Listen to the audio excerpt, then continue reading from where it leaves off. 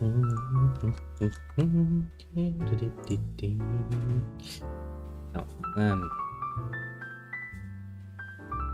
here, to there, and I suppose we actually managed to come live again. Isn't that a sweet little thing? Well then, welcome indeed. Little people, give me a second while I reorder my windows, because apparently all of my little windows have moved around. Why though? Why? Why is that a thing? You belong on that monitor. Don't move from there. Okay. Now as the usual, just wait time for it to actually load, but I'm seeing a light at the end of the dark tunnel here. Something at least like that. Now we just edit you. This. And this, and some hope.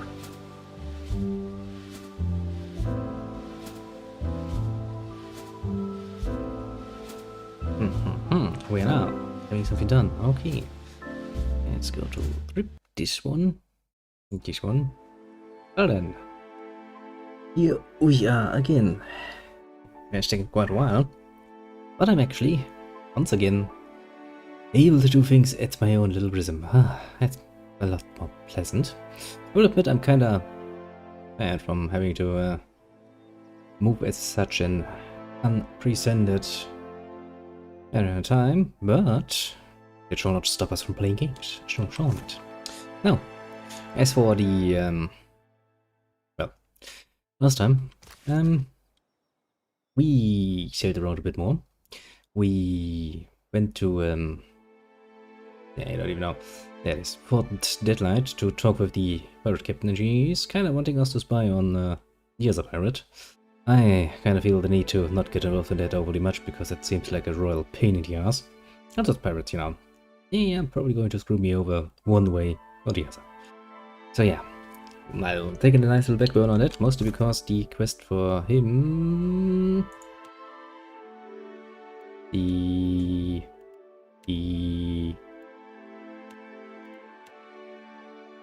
quest for him, and I was looking for his name, Ferrante, in this case, Captain Ferrante to be very precise with his title, still has a nice bit of skeleton looking at me and going all smiley. So I kind of would like to avoid that, because it seems like the proper way to do. And we have decided that our next goal shall be the great city of Nekataka. Yes, it's far easier to remember that when I can actually read the name just like that. Now, if memory serves, this city doesn't just look big, it is actually pretty damn big, and the whole island is full of stuff, so I don't actually know if we'll be able to finish in time. And also, as you can see, some areas that I would probably be better off avoiding. Also, you might remember from last time how we kind of lost 2 crew members to fortunate accidents. Yes, that's how we're going to remember that. One was accused of murder, and I decided wholeheartedly to get rid of him for that. Because, well, you know, a ship is by its nature a very claustrophobic space, and I just didn't want to take the risk of having a fucking murderer around. Turned out that, give me it. It turns out that might not have been the most wise choice I could have made, but, well. Can't say I'm, overly worried. For a moment then, let us, go to port and find out what sort of horrible nonsense is actually awaiting us in this nice city of ours. I'm actually looking forward to this, because I remember the city looks pretty sweet actually. And it's since I haven't really played this game that much, even less than the first one, it's kinda... I remember some excuse me. Like, it has spent quite some time exploring the city, but if you were to ask me for more detailed things, I'd be kind of like, meh, can't remember. I don't know. The Blizzard of Eternity 2 is a good game, but yeah, I mean, the pirate thing is getting kinda old. Which, you know, Can I take the fun out of that particular abstract? Luckily enough, the game offers enough more alternatives. Because otherwise you would probably get somewhat tired somewhat fast.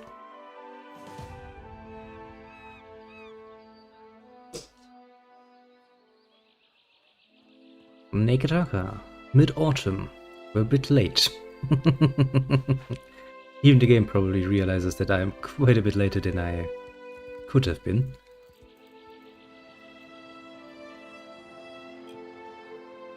Not that it's going to judge you overly harsh for that. Look at my little group. Don't we look trustworthy as fuck? I mean, I do with my little hat.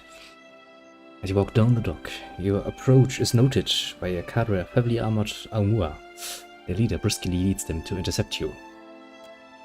The harbour master looks you up and down with pursed lips. She looks past you toward your ship. You're far from home, farmer. How did you make it all this way in your little boat? I wanna say that to my face, bitch. Aumua cranes her thick neck to look along the hull of your ship. Expression conveys equal portions incredulity and pity. Why do we gotta be farmers just because we're from Deerwood? Are you a farmer? Yeah, but you can't just assume. We got rabble-rousers too. I mean, he's making a good point. As attention returns to you, the Auma's mood becomes more formal. I'm the harbor master, Kauha. I must ask your reason for docking in Nekataka. Damn, okay, let's see. I'm carrying a Wednesday on Deerwood. Bales of it. So many bales. And I must tell you to fuck off. Versus me finding out, he's walking. Yeah, let's not invoke gods. That's A, personal thing, and B, that makes you sound like a lunatic. Yeah, finding a giant. I mean, that's fun, but that's actually, you don't really need a reason. Yes, you do. You can't dock a ship in the harbor and have your run of Queen's Birth without giving me a good reason for docking here. How about I need resources, huh? One man behind the monster set the jaws and straightened the back, said their leader's words. Deep within you, you feel an uncomfortable roiling. You can't be certain if the sensation is physical or spiritual, which immediately induces nausea and fills your ears with the sound of blood rushing through your head. Cutting through the din, you hear a familiar woman's voice speak. Each word comes slowly, holding with what sounds like a chiming of a small bell. Show them.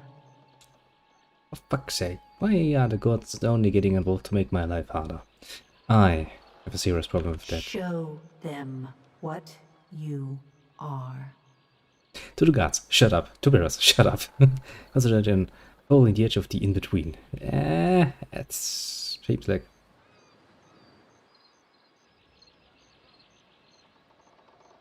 Yeah, I really don't want to do what Barrett tells me.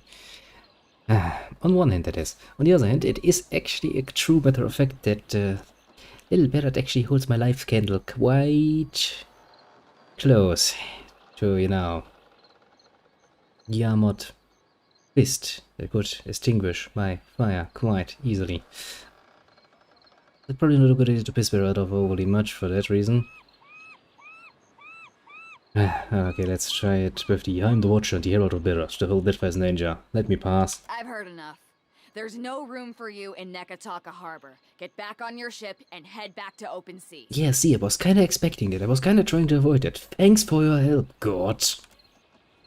Harbour Master gestures toward your boat. The woman and man behind her nod and murmur in agreement. There continues to build inside you, blood pounding against your skull. Again, the woman's voice. Again, the chimes. I will help you. I have not asked for such help. What's the matter with you? What are you doing? If you're trying to scare us with some cipher mischief, save the purple flames for the tribes of the Outer Islands. That's not my doing, bitch. The roar on your head begins to abate. The ringing of the chime becomes clearer, rhythmic. Two successive peals, followed by a brief respite. You realize the chime is ringing in tandem with your heartbeat. You open your eyes. The Harbour Meister is gesturing wildly, presumably to get your attention, yelling in your face. But you hear no words, only the ringing of the chime as your heart rate slows, and slows, and slows. Is fucking Barrett killing me? And slows. Now. Boom. What? What is this? That's not my doing. For fuck's sake. Run for it! But the ghost are like, what a fun little joke that was. I'm sitting like, oh god, this is going to give me such a fuck. Discretion. Yeah, that's going to ruin my plans massively. Oh. See, and you wonder why I'm so fucking annoyed by the gods. Now you have your reason. They fuck things up royally without even any good fucking reasoning. Got it. Was this necessary? Was this in any way, shape, or form a necessary step to get into the fucking harbor? No. The answer is pretty damn obvious. I could have sneaked in with a million fucking reasons. I could just have claimed to, you know, bad luck, need some fucking rations, then I'll be on my way again. And they'd probably be like, oh, okay, it's not good reason, but it's a reason, so go buy your shit and be gone. And then we could have snacked around, you know, sneak, sneak, sneak. But no, of course not. Why not make a giant fucking asshole-ish spiel out of it and get a harbor master to death? My reputation shall be great in this city. Oh, it's actually Ballerina. I was not expecting it. Need a fresh jacket or pants? Something more delicate? If you have a frame, I can fit cloth to it without fuss. Well, Take your time. I'll give you space to browse. An undimensional hat. Well, I mean, you have some clothing. I'm still looking for a bit of a better hat for myself. I do like the tricorn hat, but maybe a bit something better is actually coming along at some point. Maybe. Got the dancer's outfit. Made from the scripts of more luxurious outfits past its prime, this garment leaves little to the imagination. I'm actually somewhat tempted to buy it just to see how that actually looks on a character. Admittedly, a very weak sort of reasoning for, you know, putting your own character into some, I would assume, smexy clothing? I would assume.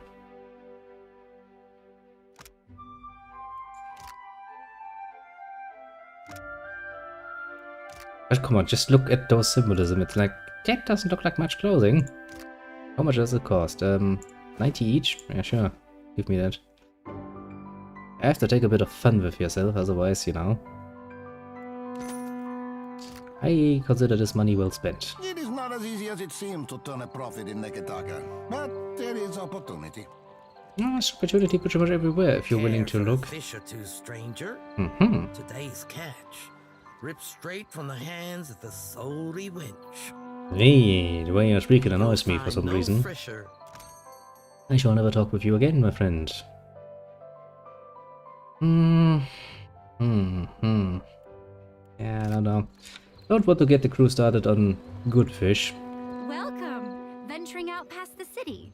You'll want supplies, crab traps or the like for larger game, I warrant. Of course. Pretty sure we can hunt pretty damn well without that, but okay, I guess. You know, we're also not yet financially stable enough to actually afford some of the finer things in life. A neglected dog. Well, since I have been busy picking up every bloody stray creature in the fucking world, and I'm apparently, you know, going to open a shelter at some point, I will continue to do so. Must think I work for free. That sounds like maybe a side quest. Almost had it. Damn your eyes. The sun's got rough. Jingly picks at a splinter in his thumb. Mothering. Hazard of the work, really. Gives up a rusted grunt, shaking his hand. That must hurt. Came in on the sloop? I can hammer your ship together if you're apt to pay me for it. Control with client. Aye. Captain Redora hasn't paid me for her commissioned firepower. While I'm up to my nose in debt, the wild mare gobbles up her coin. And now, pirates are holding my feet to the fire over some sham of a deal. If I don't get Redora's payment, I might as well start carving my swallow net. Well, to put it mildly, that kinda sounds like a fucking side quest, and I was right. What kind of deal are these pirates offering? One where I mend Principe ships and no others. Yeah, I would kinda not like that. And here I'd have thought a shipwright would be eager for an exclusive contract. In particular, one with clients disposed towards getting their ships shot to shit and shot again. Folk like that come by coin easy, only to lose it all again. I'm not sinking my business on the say-so of a pack of puffed-up bilge rats. See, it's a bit heavy on the whole pirate thing still. I can get behind it to some degree, but, you know... To put it mildly, you just don't like the idea of dealing with people who could, you know... turn up that without paying. I get it. Driving away business until I give in. Haven't you settled your differences already?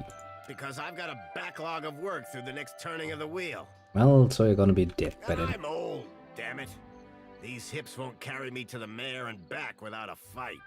In other words, we need to go to the wild mare. Well, that's just fine and dandy. I mean, you know, I'm not against side questing. Mare's a right popular place. There are worse favors I could ask. Well, if it gets me discount on your labor, I could hunt down O'Donnell. You do that? A fair price goes without saying, Cully. It all comes down to blasted pans and pyres in the end, doesn't it? Well, it is. So I'm not going to look at your wares before getting the discount. Because if this is the shipwright, then I'm assuming this is where we can get ourselves a new ship. And I would very much like to get my hands on a very, very nice and big ship. Oh, why do you still suffer from the curse of a trophy? Haven't we rested yet? Actually, you're wounded, aren't you? Oh yeah, from that time we tried to ram open that door, that stone door, that one temple thingy. Kinda didn't work now, did it? But yeah, as you can see, the city of Neketaka is big. And this is just the first area and it's already big. Now then, since my little former companion just stands there like an idiot, I kind of feel the need to talk to her. Watcher. Tiverus. Is it really you? Quite literally in the flesh. Hey, I know those feathers. Pallegina. It's been ages. But what's happened to your armor? You two know each other? I mean, I wouldn't be jealous if you did. Shorty's eyes flick back and forth between you and Pallegina. She waits at the bottom lip, but says no more. Don't get jealous of her past encounters. Know this last Cap? Oh, weren't aware you favoured feathers. Well, I guess I'm a bit of a special case, you know. Pallegina's mouth hangs open in shock, though her hair and feathers the same immaculate groomings as when you last saw her. The breastplate's 5 suns have been carefully scratched off. Looks on the armor and back to you with a pained glance. I'm sure that even at Cadnoa, you must have heard what happened when I returned to the Republics. I did. I'm sorry things didn't work out for you. That was kinda her ending, wasn't it? Glances away and gives an appreciative nod. You see the muscles in her jaw clenching as the seconds pass. The Republic survived. That is the most important thing. And here the company's business seems to be getting on fine without my interference. You're working for the Valiant Trading Company now. A pathetic laugh escapes her lips. She turns her gaze down, shaking her head. No. No company associated with the Dukes will employ me now. I get by working as a ship guard. At least I can be among my people, even if they look down on me. Our people are pretty ungrateful bunch. We tried our bestest. Well, I could use your help. I mean, you know, I'm hunting down Ursus. Her eyebrows arch, the membranes of her eyes sliding out and back. The weight of your words sits her. I suppose I should not be surprised, considering all we went through. But no, I will not be coming with you, Watcher. I would be lucky if I wound up dead. Ah, it won't be like that. Corres, Watcher. A mixture of sadness and anger flashes across her face, quickly replaced by her familiar, calm expression. She nods once, and turns to go. Take care of yourself, Pallegina. It's not the nicest reaction. I mean, come on. We've been basically best buddies for... I mean, maybe not taking any mess, but you kinda get it, don't ya? Okay. Question is up or down? There seems to be many buildings here I can actually interact with, so I'm kinda... how to put it mildly, overwhelmed. I remember this feeling from the first time coming here, actually. And, this is just one part of Nekataka. There's a lot more to it. Forsaken dog, eh? Ain't forsaken anymore. Leave it to me. I don't be supposing we could, swapped in sparkling, Captain. If nobody's here to complain, I shall steal all your stuff. Morality only extends so far, at least in games. Might not be the nicest move in the world, but it's a very efficient. You eyeing that fresh shat bare paws lump of lumber yonder? That be the misery's delight. Malnaj's pus-stuffed canker of a boat. Runs widely at the half gilly docked nearby. Only 2 hands hold the deck. The remaining crew may be below decks, and maybe... Sure. That's our crew. Malnaj. High Queen Sea Devil of the Deadfire. Unfortunately, also the second best ship hunter around. After yours truly, of course. Doxy popped a hard-on and a half for hating me the tick I joined the Sorcerer. Romaro shielded me from the worst of her training. When they bountied him, I figured for sure the Rat Queen would be the first rat up the gangplank. Malnaj be up in Romaro's head, or I've never had a roll on the waves.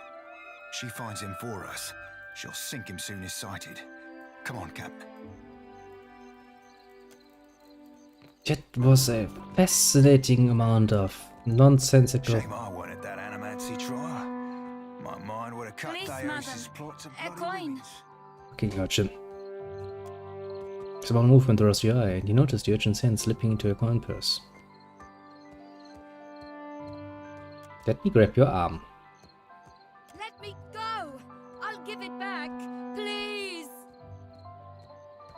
I really don't want to see you trying this again. Don't make me regret it. Indeed, it's a wonder we ever stopped Theos without you. Don't let it discourage, lad. I'd wager silver you can keep up. How generous of you. How generous indeed. Please, no interruptions. That's close enough.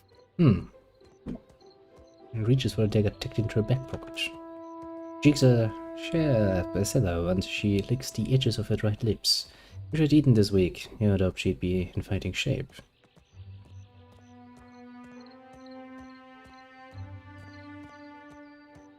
Well, say nothing. You're just gonna stand there? Yep. Because that leaves you without any way to actually react to me. Can't be too careful. Queen's birth has an edge to her. Oh, what's a kid like you doing on the streets of Nekataka? Nasenale. I've never had a roof over my head longer than an evening. Jets. I tried to get into some record territory there. I guess cutting me loose was cheaper on my parents than a passage back to the Republics. Or a few bites of bitter squash.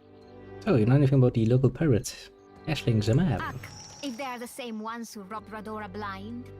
The boss and his wolf sleep their fun off by day. But by night, he and his Botso friends keep to the alley giving out bruises for coin. I see, I see. Yeah, well. Jezebel have etched a varied selection of raunchy poetry and cruel drawings into the brickwork. People will never change, did you? Well met, stranger. If you feel like investing in protection, I'd be willing to trade iron for copper. The selection is fun, but not for even better equipment. I assure you that everything I sell is well crafted. But I will admit I'm not quite the weaponsmith that Marihi is. Nor do I possess Uto's expertise with firearms. Oh, sounds like we found 2 names of good merchants, eh? Marihi, you can find in Pariki's Overlook, the district to the north. Uto has a shop in the Brass Citadel, in the eastern part of Nekataka. It's very informative for you. Lots to see. Take your time. Let's see what you actually have to offer before we judge you too harshly. Okay, most of it is basic bitch stuff. The new finer things.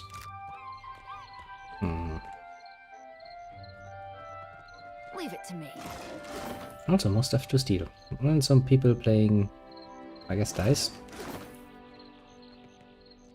Broken bottles litter the cobblestones of this narrow street. Near thick with the reek of dog's cat. Well, that's pleasant.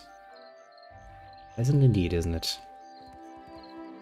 Now then, I guess we go here, then we go up here. This is the road north, but I kind of want to explore this area here. Then we come back down again, go here, here, here.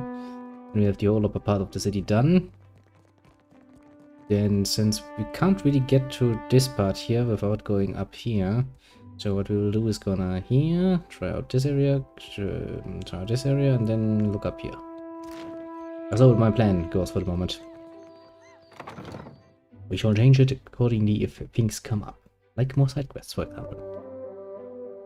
But for the moment, I don't have any clear-cut remembrance of anything. I do kinda remember that you can do a quest for the shipwright guy to get a bit of a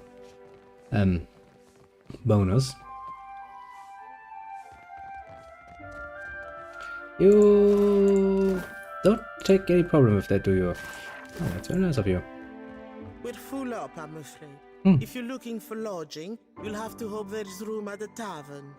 This family scribe offers you a pleasant smile, but seems preoccupied by other matters. You rent rooms. We do indeed. Forgive me if I mistook you for a tenant. There are quarters set aside upstairs. Passers-by with a bit of extra coin will find a welcome cot and a meal. This is a temporary measure, of course. Well, why rent rooms at all? Much less for short-term stays. It's not my place to share the dealings of the Valera family, but this is all rather public.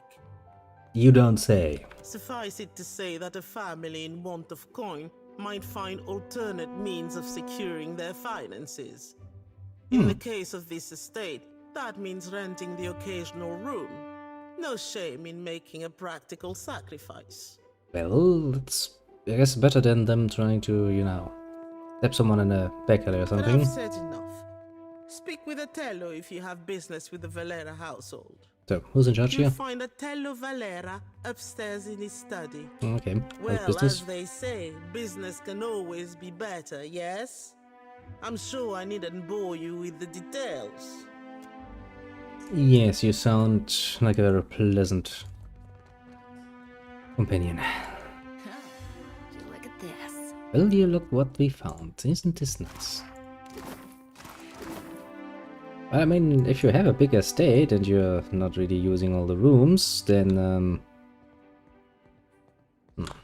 how's he going to get pissed off if I just... I don't be supposing we could easy breezy, wet and sleazy. At some point I kinda really want to get rid of him. I'm sorry, I'm sure he's a fan favorite or something, but he's getting to me. I don't be supposing we could blow it up. Easy breezy, wet and sleazy. No, quite literally we could blow it up. The problem is, if we do that, I'm pretty sure the people in this house are going to get somewhat annoyed with us. Which is why you're just standing there and very innocently play around with that little box. And you open it more per chance than anything else, and then we're going to pretend that that is all it is. See? It's all a matter of presentation. Yeah, pre-food is good because my crew needs food. Lots of it, actually. Open sesame! Okay, so that would actually be considered stealing. That's interesting. Ah, a new face in the Valera halls. Indeed, it is I. At your service. Courtly manners are welcome here. Well, I'm trying my best. No reason to start off on the wrong foot. My time is not inexhaustible, but I am willing to spare it. Which means you're bored, basically, and have nothing better to do. What can I do for you? What does your family do for the Valiant Trading Company? Valera ships escort goods and merchants from island to island across Deadfire. The Principe dogs show us their stern whenever they spot Valera colors on the horizon. I highly doubt it, but well, if you sleep better telling yourself that much. Leave it to a swabby from the Republics to think a pirate showing them their rear be a compliment. Adu, what brings you to the Hall of the Valeras? A new face to the Valera halls. And aren't we all so excited to see you? I always make time for chatter. Say what you will. Oh, what do you bring to the Valera household? Is drama an acceptable answer? Well, I potentially. make sure the wine cellar is stocked, and that sons and daughters alike know how to carry a blade. Probably means that you're somewhat good at it. No reason to piss in the wind just yet, I suppose. I mean, not that I'm against that idea, or if reasonable it is, if reasonable. Very important little point, actually. Now. Can we close that door, please? Save the game and see if we can't steal some unprotected goods. A fine maze, you say? My fingers be fat and furry, but they're ever so nimble. Swapped and sparkling, Captain. Yes, vanity seems seldom used, apart from the wash basin. A fine layer of dust has settled on the surrounding tins and jars. Well, it does seem like it is pretty much a male household, so I guess it's not really surprising so far. Well, don't know what's going on here, but I'm pretty damn sure we're gonna come back for some mystical reason. Most likely some quest of some sort. Is this going to turn into some Romeo and Julia sons of nonsense? Because for some reason people really like to bring that fucking nonsense up. I mean, I get it, you know. People will be like, ah, I recognize this. Yes, very. Where is my postinago of a brother? You there? Have you seen Laro Badato? I don't even know how the fuck it looks. How am I supposed to answer that? Madico, where is that spoiled brat? Well, considering that you're not much better, probably just the same as you up your own ass as he is in his. Oh, that seems to be the problem. Laro is past due for a company meeting. Mother wants me to drag the elusive louse back by his ear. I see. Must be nice to be a layabout. Uncle Engbert would have tanned my hide. Fuck. I am angry and jealous in equal measure. Is that so? I think this district was a maze, the way he manages to hide. It kinda is a bit hard to navigate. The spirit magnet. Sientere, that I did not recognize you. If you desire to get in the graces of the Valiant Trading Company, we can help each other. So, what sort of cloth do we actually have of the trading company? Mother's Bank commands the wealth of the Deadfire campaign. Could I persuade you to watch out for Laro? I'd pay generously for your trouble. Study your hand. Nera has been digging her nails into her ledger, leaving crescent moon-shaped impressions in the binding. She enters the entrance and holds the book protectively close. I'm concerned because Laro tends to feud with Orso, one of the local Valera rats.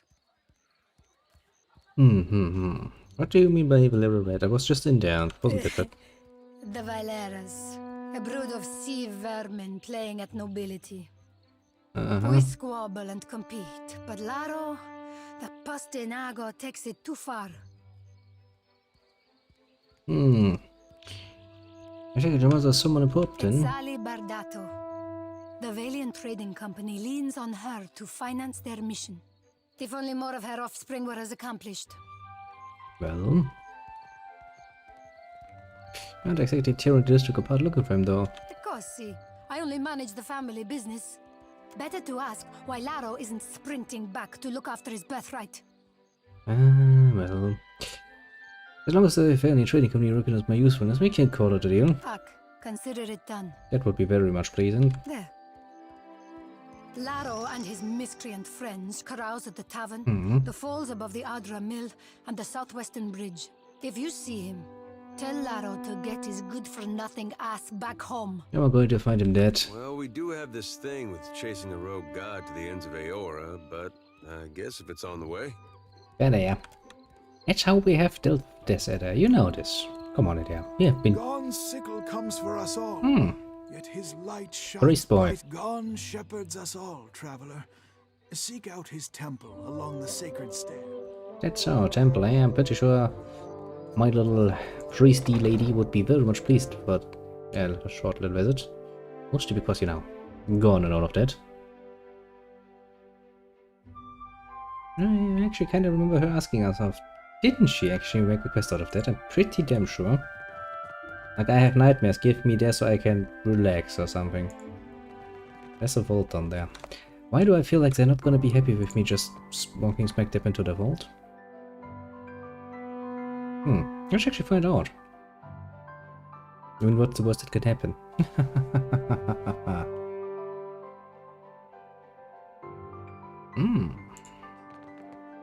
Guard kept takes his time moving to the barred door, armor creaking with every step. He praises you with a lazy sweep of the eyes, while his fingers crawl casually about the hilt of his blade. Welcome to the Bardato Vault. You have an appointment, madam? The vault. What's in here? The Bardatos are a banking family, Mestra. We hold a great many accounts belonging to our fellows within the Valiant Trading Company. We also safeguard those valuables they entrust to our keeping. A matter you may discuss with the lady. Upstairs. Yep, makes a hurling motion with his arms as he shepherds you toward the stairs. I kinda figured I wouldn't be welcome in there. But you know, you never know. You have to try. Maybe you'll find something. Maybe you'll be able to steal something. Maybe, just maybe, you can do some horrible things. Well, Nera, day 2. Let's talk. I just hope Laro doesn't bring ridicule to the Bardato name. My, will you look at that? What a nice looking room, isn't it? It'd be a shame if somebody were to steal all your shit. But of course nobody would be so blatant about it now, would they? Of course not. I don't be supposing we could swapped in some.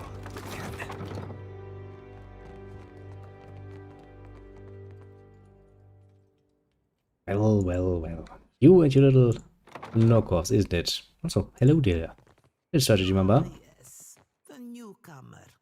Also, if you want to be very fair here, it's a knockoff in the sense that it's actually the second one in its own line, so it's a knockoff of the original. I do know you by now. As in the first exchange we had, now is it?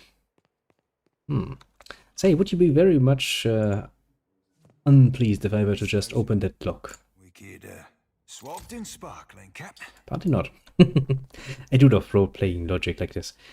The very moment I open this and take anything, it's a crime against humanity. But just going up to the fucking chest and opening the lock is totally okay.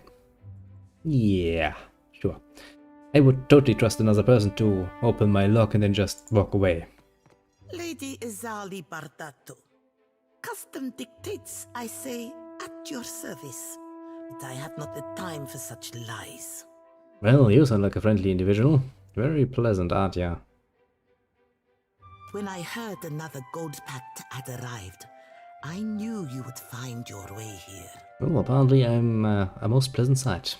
If you have business with House Bardato, then speak on. Yes. But still, you know. If you have actually a guard who's like, I'm keeping an eye on you, and then doesn't react to such action, I'm kinda thinking he's not the sharpest tool in the shed, let's just say. Apparently I noticed something unusual. Attention is drawn to Izali's desk. Among the assorted ledgers and documents sits a brass seal, still dripping with heated wax. The drippings have dried into an almond-shaped pattern, which resembles the shape of an eye. An eye fringed with bird feathers. A liquidy membrane flicks across its surface in a barely perceptible wink. Are you still with me? I was kind of spacing out there for a second.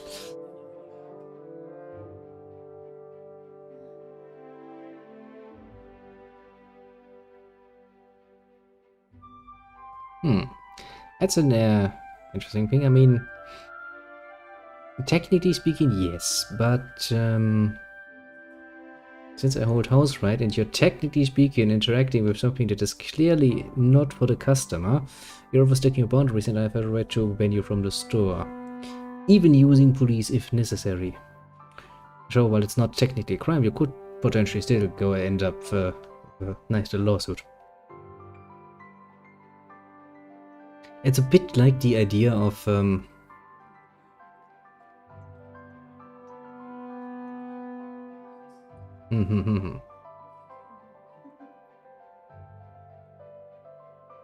yeah, but technically speaking, suspicious behavior does allow me to ask you very politely to fuck and leave.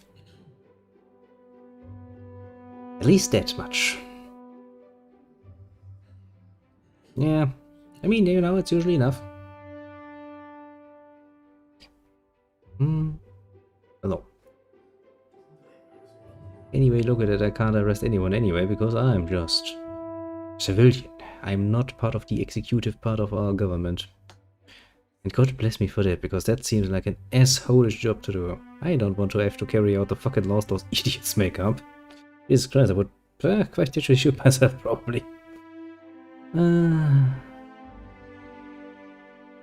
Sorry, I lost focus for a moment. Yes. I will endeavor to hold your interest next time. Yeah, then maybe tell me something interesting instead of just, you know... that's not good. Your family seems very well established here and stuff. My bank shoulders the cost of the Valiant Trading Company's operations in the Deadfire. Yeah, but all things considered, your house hasn't really left me with the impression that you have that much money.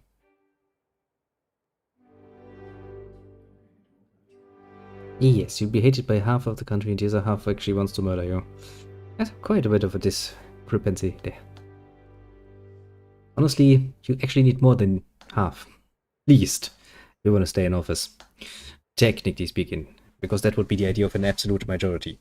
Which is not really a system we have applied most of the times. Because, you know, otherwise nothing would get done. Do you know harder just to get 50% plus 1 in votes? That's a nightmare to have.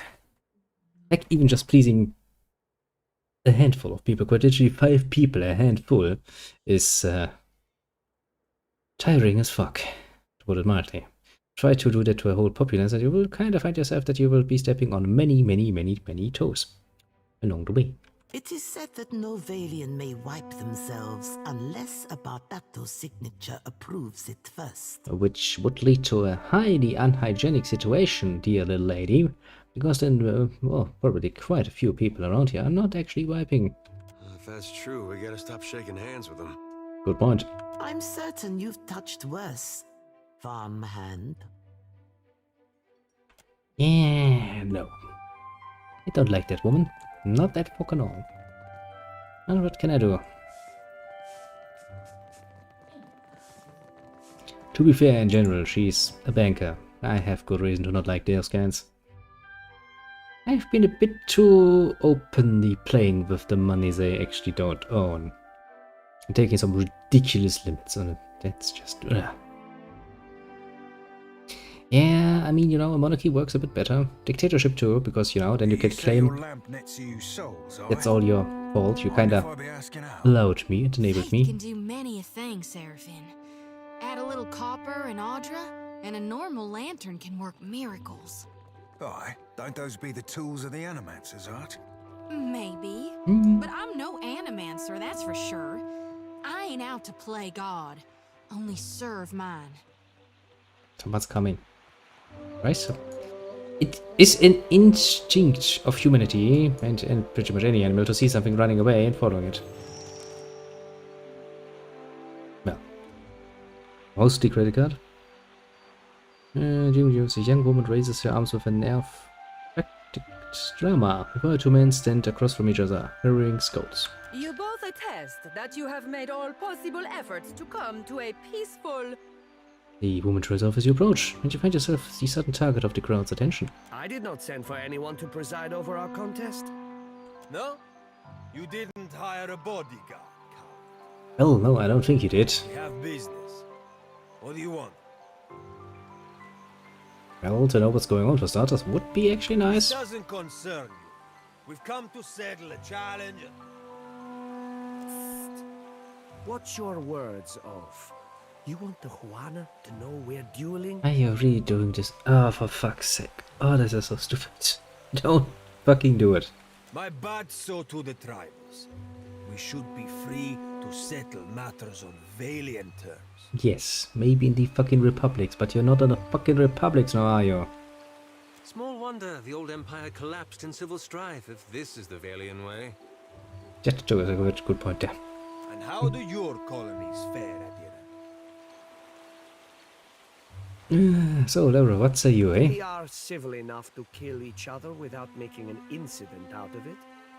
You do understand the concept that, you know, killing each other is not really a civil thing to... Okay, maybe I'm losing... I probably lost them already. So the smoke coming out of that building looks suspiciously magical. For some mystical reason it's blue. Azure may be a nicer way of putting it, but still. I mean, it looks kinda neat though. I'll give them that much. They do know how to make it look pleasant. So, I suppose you have a good reason for this duel, eh? This street thug called my family a warren of corrupt inbreds. You are bankers, Is there a quite tongue he can literally. hold the world that does not have a little Valera cousin scratching through it? Honestly, the very moment a family of bankers defends themselves against the complaint about being corrupt inbreds, I'd be sitting there like, are you kidding me? Come on. That wolf he calls mother would have us live out our days polishing Bardato silver. Yeah, let's start betting on them. Honestly, as long as I can bet against the... I guess I can't really. I actually have a bit of a quest going on finding him, didn't I? Oh shit, now I'm feeling somewhat obligated to stop this. Oh, is this slight worth one of your lives? Ak, this is but one chapter in a long anthology of Bardato arrogance. Yes, yes. See my previous point, they're bankers. They kinda do this shit. They get annoyingly high on their horses, sometimes. Arrogance. Per complancanet, you should thank me for my patience. Well, does this have to be settled by death? Surely there are better alternatives. Nothing less than the total disgrace of the Valeras would satisfy me. Ah, my. I found myself in a very interesting situation, aren't I? Then you will die unfulfilled. Okay, is there anything we are good at? Diplomacy. Bluff.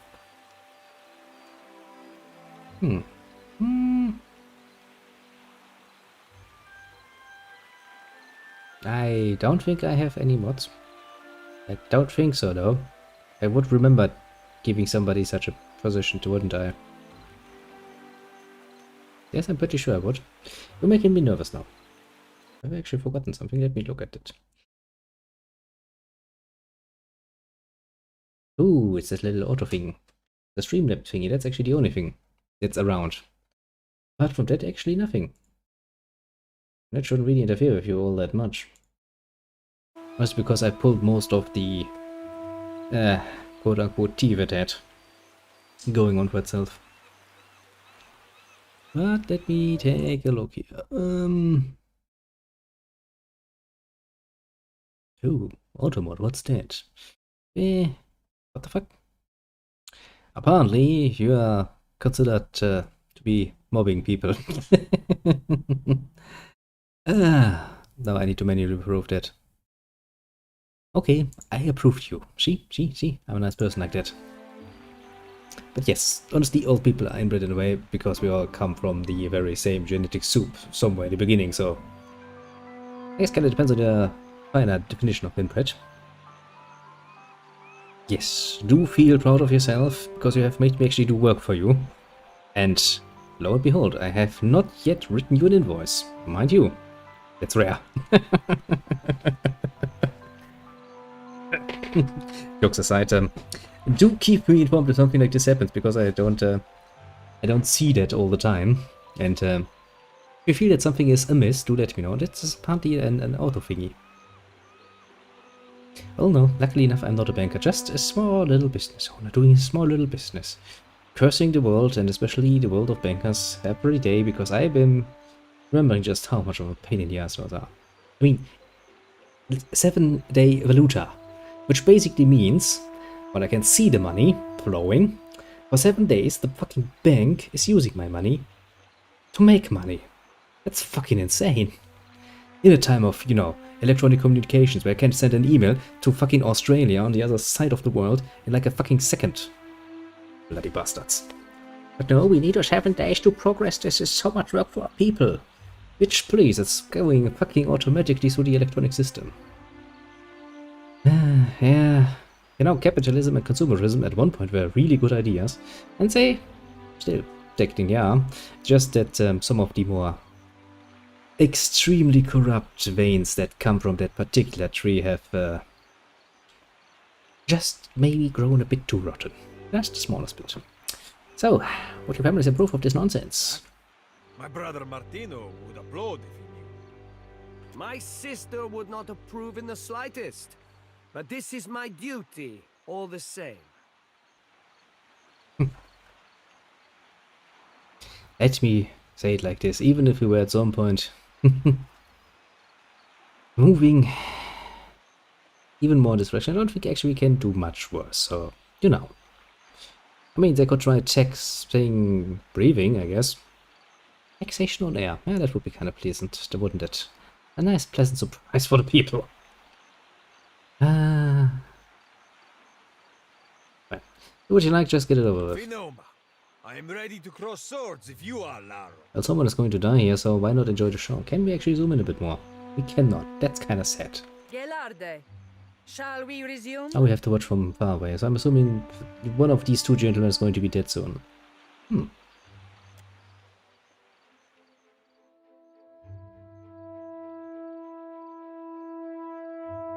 Well, you know, but I very much would like to murder all of them.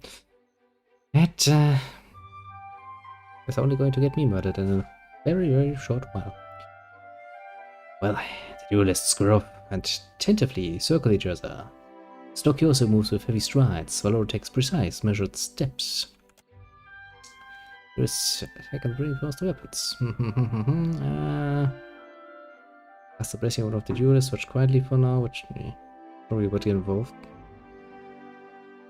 A better vantage point. Just at each. Okay, let's do this. Watch only check. You have one inside. Wow, we're fucked. Cast a blessing on one of the duelists. Why can I do this? Why can I use you for this, but not for the fucking check? That's failure. Another failure. Watch quietly for now. The swords are delivered to their respective bearers. The seconds back away in melancholy silence. Heroes cross their swords and bow and salute. The tranquil moment ends with a burst of motion. Well, yeah, kinda. They try to murder each other. That doesn't really work in standing still. Despite their difference in size, the duelists seem evenly matched. Also doesn't settle on an established form, but he keeps pace with Laro's aggressive strikes.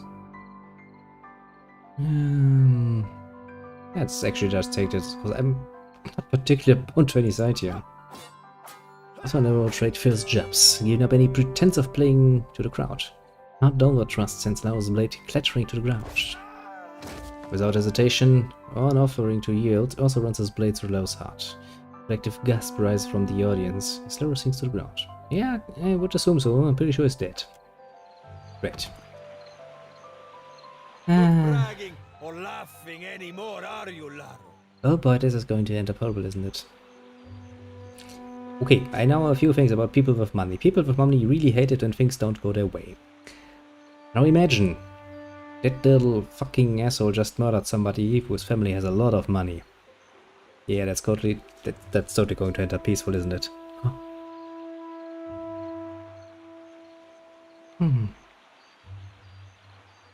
Things do usually end with someone dying. What's done is done. I will take shelter in the estate until this calms down. If I know anything, they're just gonna hire a few people and they're gonna burn down your fucking estate, aren't they? At least that's one less Bardato for us to worry about. Well, to be fair, you know, I'm sitting here like my shit doesn't stink, but technically speaking, I'm an decent accessory to the crime, I suppose, because, well, I was kind of just standing there going like, yeah, fascinating, Not doing shit about stopping us.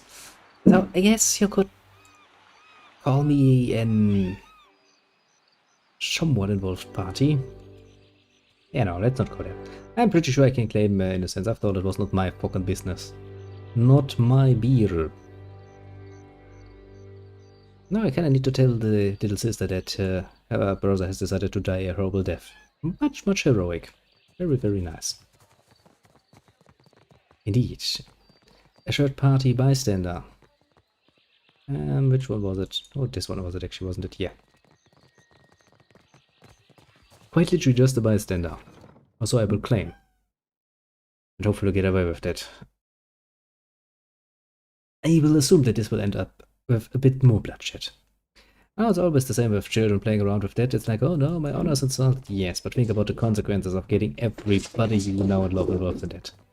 Maybe that now you're willing to keep yourself a bit more quiet. Laro is gone. before his time by Valera aggression. Well, he'll be missed, I'm sure. There can be no peace while civilized kith turn on each other. That's all?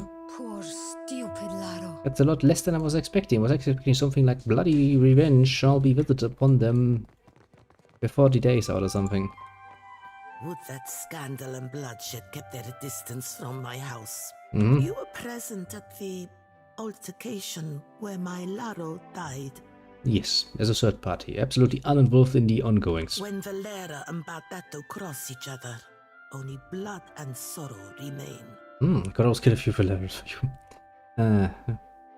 You see your families ever making peace? Perhaps in time, if Great Wodica judges us worthy of supporting the company. Yet though, if you get that done through Vodka, I will personally wipe out both your families. Because that bitch needs to stay down. Word has spread fast about the little spectacle at the docks. You've certainly caught everyone's attention. Not by my Perhaps own the will. Watcher of Cadnua and House Bardato can help. Hey, this is another good example. When I arrived at the docks, I was like, okay, I'm going to be sneaky. I'm going to get into the city, you know, without making much of a fuss.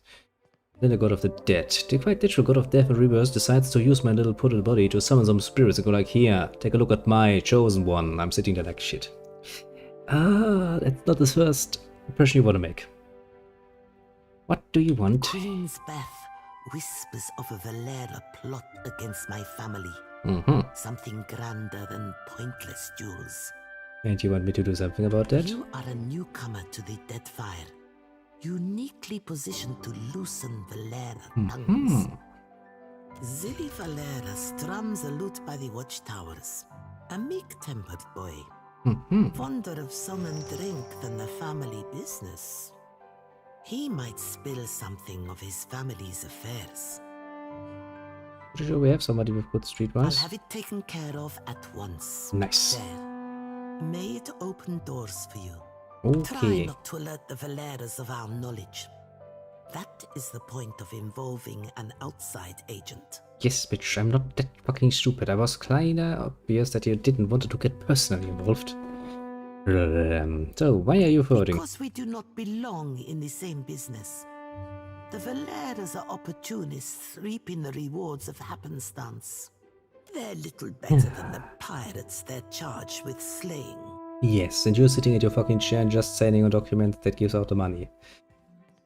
Ah, you're so much better than the ones. Self-deception, mayhaps. Yeah, what is for The it? fellow doesn't make my affairs any easier with his wayward ambitions. You willing to speak with him? Oh dear. You're serious, aren't you? Well, I mean, you know, if you don't even speak with each other, it's... You think I'd put myself in pistol range of that old imp? But he would be putting himself in pistol range too, you know? Fair's fair. I will More pleasant subjects, I hope. not get involved with that more, for the moment not. Also, I'm still kinda assuming this whole bloody two-family business is going to blow up in our faces. Well, either that or we're gonna find some Romeo and Juliet kinda nonsense going on. I wouldn't be surprised, actually. It's actually quite a recurring theme. Yeah. Guess we can't really help with that. It's something easily recognizable, so people do kinda make use of that. Okay, so most of the upper part of the map is done. Let's see what the middle part of the map has to offer. And then, well, I guess then technically speaking we would then have to actually go through this map at night again to see if there's anything different on the streets going on. Because this map actually does Yourself a look at that, mate. move between a day and night cycle and changes some things around. Oh, hello. Welcome to my shop. It's such a pleasure to see a new face. You look strange. How might I assist you? What do you do here? Oh, I am a cartographer. I make maps. I'm not half bad at it either. And may the gods forgive my immodesty for saying so. If you need a map of any settled region of the Deadfire, I am your man. And my commission rates are quite generous. Isn't it what everybody claims? It used to be I would take to the sea and do a bit of charting myself. But I haven't the time. Too many maps need making. A shame, too. There's a whole swath of the Deadfire I've yet to see. I'm quite keen to write a book, in fact. Oh, but I won't trouble you about that. Excuse my nattering on, won't you? Chill, you said you're writing books. I'm putting together an explorer's account of the Deadfire. Uh-huh. Or at least the part of it Queen Onekaza's tribe has laid claim to. My book will be the first of its kind. The Explorers Club will go mad for it. Explorers Club. Well, that was the idea. It's a fiercely dangerous enterprise, in point of fact, and nobody will agree to chart the islands for me. That sounds like an opportunity to make some money. You'd think ship captains would be a bold-hearted bunch. I offered fair recompense. How fair are we talking? I'm not exactly the most powerful fighter, or I do it all myself. Still, wouldn't it be wonderful? An explorer's guide to Indeed. the Deadfire. Someday. The whole point is, you know, if it pays, I'll take the job. Quite literally what it says there. That's a very true statement. I mean, an adventurer sounds nice, but that basically just means you're a self-employed, unspecific worker. Sure, sounds nice and free to me, but, you know, freedom doesn't put much food on the table. Kinda need to do the job with it. Well, if it pays, I'll take the job. Do you mean it? This is... Indeed. Wow. I can't thank you enough. Just a bit of a nicer label, you know? Mercenary work usually involves a very specific sort of trade, usually. While the broader term adventurer usually refers to a few more tasks. Basically, you are an jack of all trades. To be fair, times do change. And I also think that mercenary work has changed quite a bit. Still, there's more than enough, I think, in the way of work for those kinds. It's not like the world at large is at peace, you know? Kinda easy to forget that, sometimes, but just take a look around and you'll be like, oh, there seems to be a lot of fucking warfare going around. It's a lot of ground, I mean water to cover, and some of these islands are in very dangerous waters. Don't worry, I planned it all out. We'll get your feet wet first. With a little experience under your belt, I'm sure you'll get a taste for it. Nothing will stop us. I mean, you. Well, yeah. Pretty obvious that I'm going to be the one doing all the jobs, but, well, I guess I'm getting paid, so... The idea is to explore all the islands that haven't been charted yet, or even named. That falls to you, Anika. You can't tell me you've never wanted to name your own island? Well, I already named 2 islands. I thought we could start with the waters around the company outpost at Port Magi. There are 2 islands in the region, and nobody's taken much notice of them yet. Once you're back, I'll start filling in my map and adding your findings to the book. Oh, this will be wonderful. Well, yeah, that's the whole point. Basically, if you are self-employed and you're not working on a too strict company, or, well, depending on the company, they would be like, well, do take on side jobs and earn some money, so long as you know, let it flow through us, mostly. There's really no reason to not do any job that is well paid, basically. And, you know, honestly, I've always been the same opinion, as far as my business is concerned. If you offer me a job I can do, can fit time-wise, and it pays well, which means it need to pay more than what I would earn in a day just doing store stuff. Yeah, sure, I'm gonna do it. Ah, the Foreigner Legion of the French. It is, but you know, it got a bit more romanticized over the years. I'm not saying it's not a thing, it's just not nearly as yeah, let's stay with the example of romantic as some people seem to imagine it to be. No need to wait too long. I've already know that way, my friend.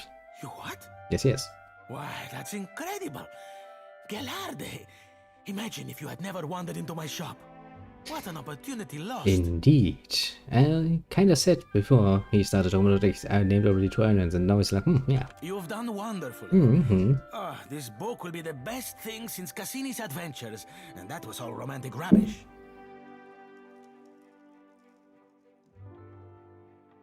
Well, they do have a nice reputation most of the time, but let me say it like this.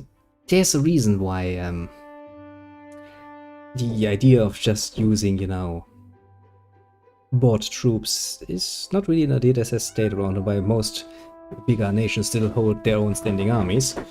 The loyalty you can buy is just that. It's bought loyalty. It's going to last precisely for as long as things are not looking too bad.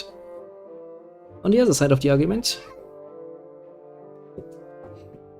yes, but if it comes down to, you know, standing here and getting shot at and, you know, maybe going the other way, where there might actually be even more money, especially when, you know, your first employer may not be around to tell anyone about your little discretion, might be somewhat more tempting if money is all you had.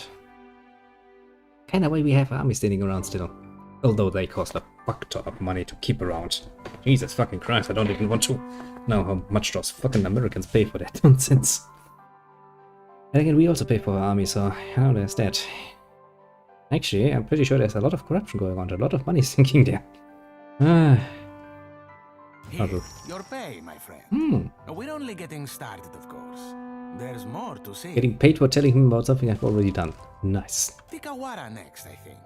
How does that strike you? It's a little Juana village out to the southeast. Been there, done this. 3 islands this time, all nameless and unloved. They form a little triangle around Tikawara, if you squint. Yeah, I'm pretty damn sure they're gonna get an assload of money, and it sounds like easy enough work. At least for a professional company. I'll be waiting. Partly I haven't found all of them yet. I shall keep that in mind. But hey, I'm the kind of person who goes for any side quest they can get their hands on. Which means I'm going to explore all of the maps anyway. If I can get paid for that, you know. Yes, money is a very good motivator, but only for so long. Money can buy you many things. You ever thought about changing the color of your fur? Merkberries will stain your skin for weeks. Oh, think I were born blue, eh? Think being this pretty come natural? Well, dang, Seraphim. I never knew you were so fancy. Yeah, but mayhaps I'll be giving them Merkberries a go. Ain't never been marooned before.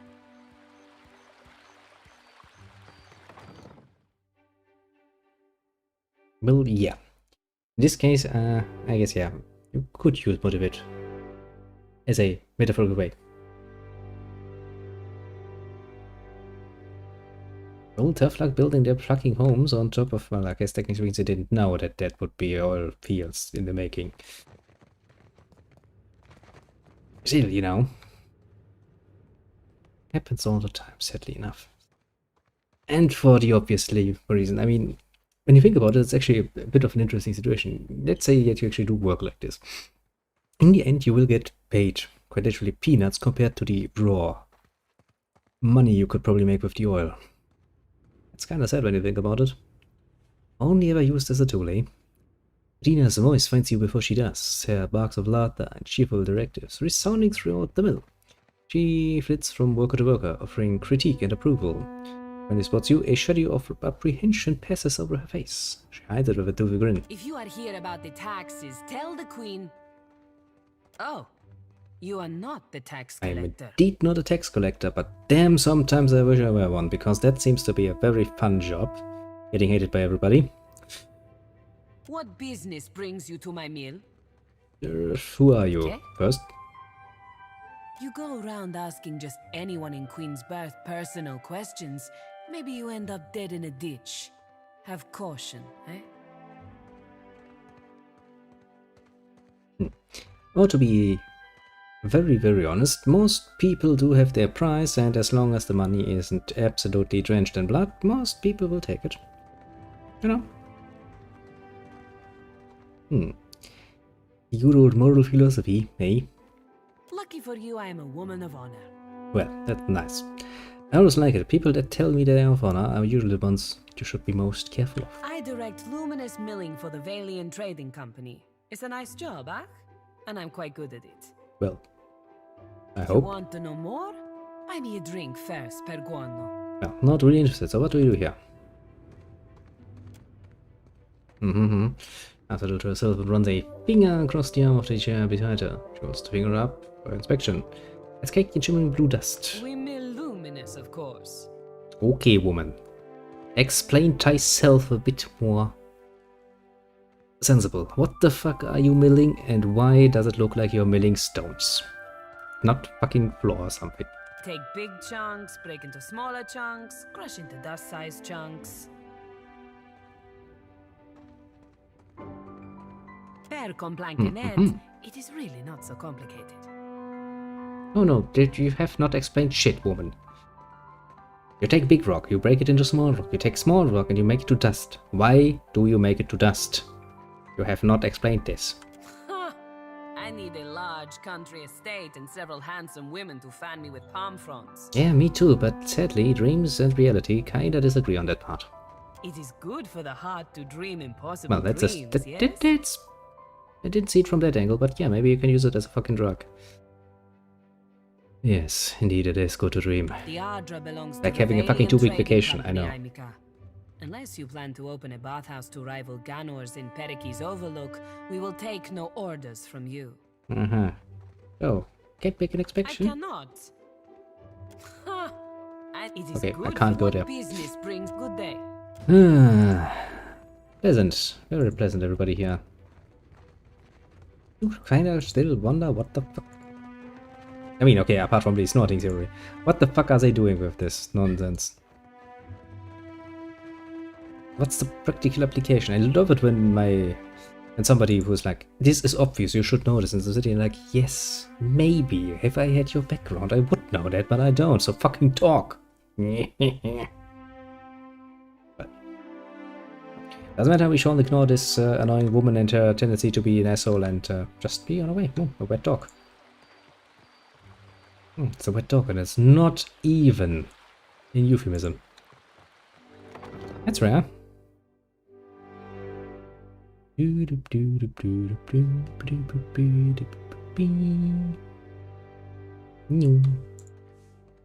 me guess. Yeah, that is considered stealing? Yes, yes, yes, yes. I knew there was a reason why I wasn't checking this. Yes, that was a pretty obvious answer. Okay. Well, I've almost done with the first area. And as far as I'm aware, Nikitaka has a few more areas actually to offer. We might actually stumble upon a few nice things. Actually, I think this doesn't the city actually have a bathhouse? Didn't she just actually mention that? I'm pretty sure she did. Okay, what do we have here? The wild mare. I think we were supposed to go there to find that one pirate lady? I don't know. The one that owes the dwarf money. Which we're going to get back for him. Keep your voice down, my cullies. Okay, what the fuck are you doing? I can see you down here, you know. Come on now. You want something?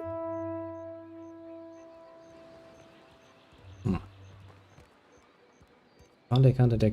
That's kind of saddening. Well, can't complain about that. Not every NPC is worth talking to. Why not?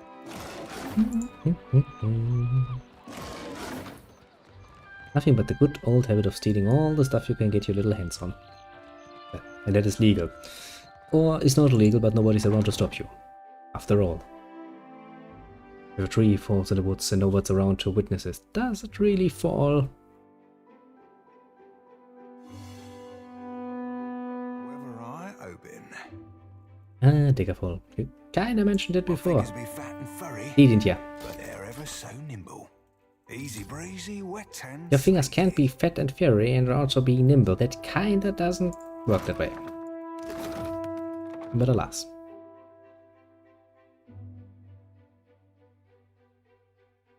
Also, I'm pretty sure, you know, most Elder Scrolls games actually have a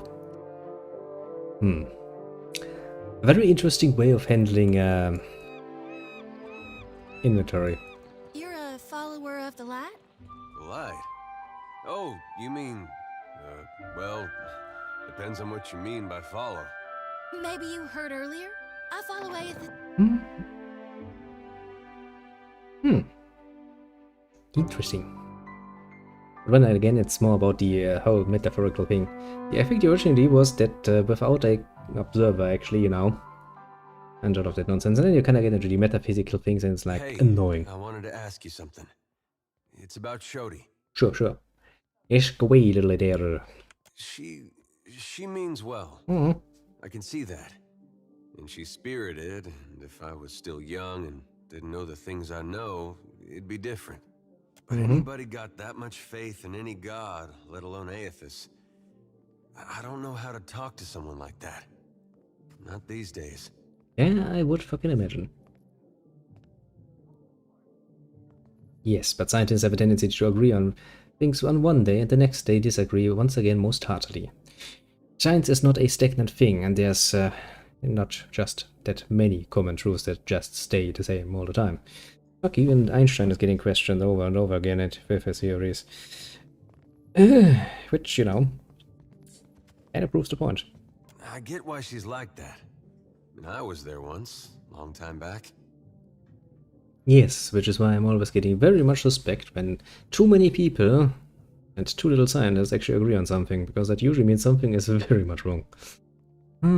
But it's because of that I can't see a way to respect it. Hmm. I'm no good at hiding it from her either. I don't see this getting better.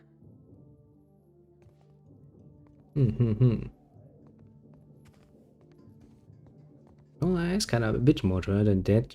Doesn't seem like she's any different than what she shows. Well, she's a Dawn Star. But she doesn't worship Eosas. She worships Dawn, actually. Same thing, really. Kinda, yeah, but you know. It's just her trying to find a way to worship Aethys that makes sense to her. I guess that sounds familiar now that you mention it. Oh. See something you like? I see a very smug elf, which means a knife here, which means I'm going to be not very much interested.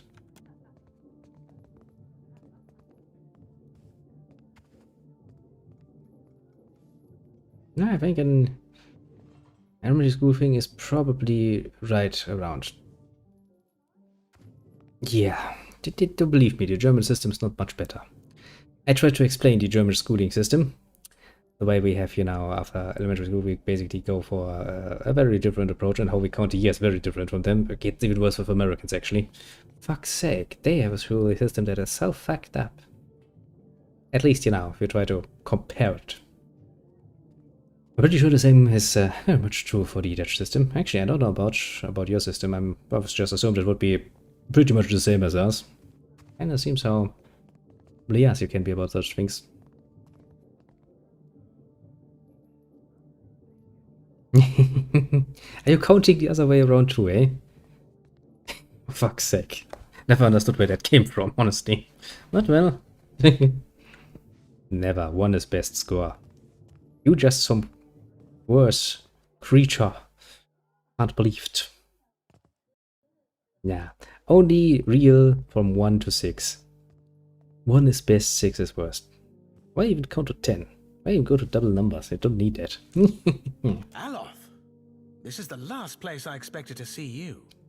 Have your interests changed so much since our time at Bracken Hill? I don't know, but oh, cut the ears. I don't like, you know, the knife here populant, but no, that's stoic face. You'd be surprised how easy it is to do things in percentage. Just making it easier, which means your teachers are just like, yeah, let's make it 10 so we can actually do the percentage really easily. But around here they're like, well, shit. In a 6 system, you need to actually do math to make it into percentage. But then again, you know. But yeah, I can see that that would be easier. But that just means they're apparently. So if I work with mineral, then maybe the maybe. And again, technically speaking, it's not just 6. Technically, we do have a plus and a minus we can assign, but that's more of a giving thing now that I think about it. No, I still enjoy tile puzzles and deflecting personal questions. Anyway, what are you doing here?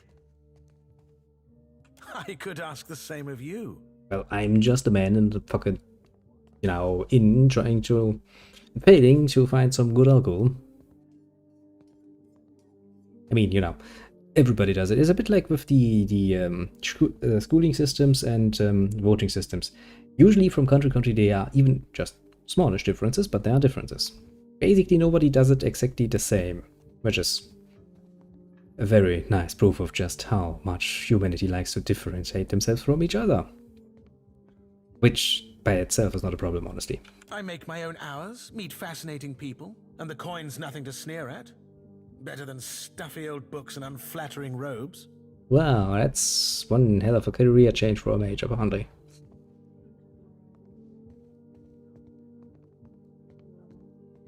This is amazing. It's good to see you again, Aloth.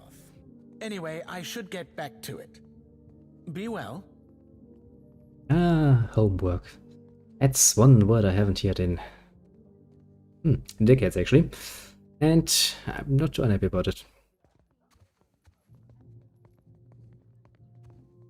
Well, yeah, I'm pretty damn sure that that was always supposed to be some way of punishment. But then again, if you have a lazy shul system that kinda, you know, requires its peoples to actually do work outside of the hours, it kinda works, you know. Basically, it's the only way it can work, because given the short amount of time the teachers actually have to cram a nice load of, well, stuff into your head, without some external work from your own side, it's not going to stick around. To put it mildly. It was lovely seeing you. Yeah, I totally mean that. Perhaps lovely is too strong a word. I meant pleasant. Perfectly agreeable. I can see where I may have confused the poor fellow in our academy days. Did you enjoy the show? There's more to see, if you're interested.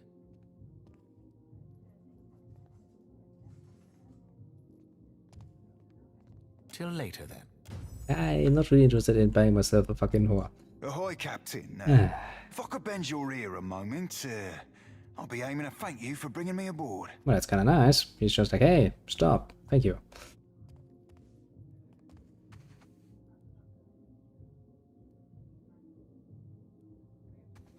Let me say it like this. If you want to have a steady pool of people growing up with the exact same base understanding of things, and the required amount of stuff they need to learn is a lot more than you can reasonably teach them in the given time, then, you know, forcing them to do work outside of school hours is the only way you can go.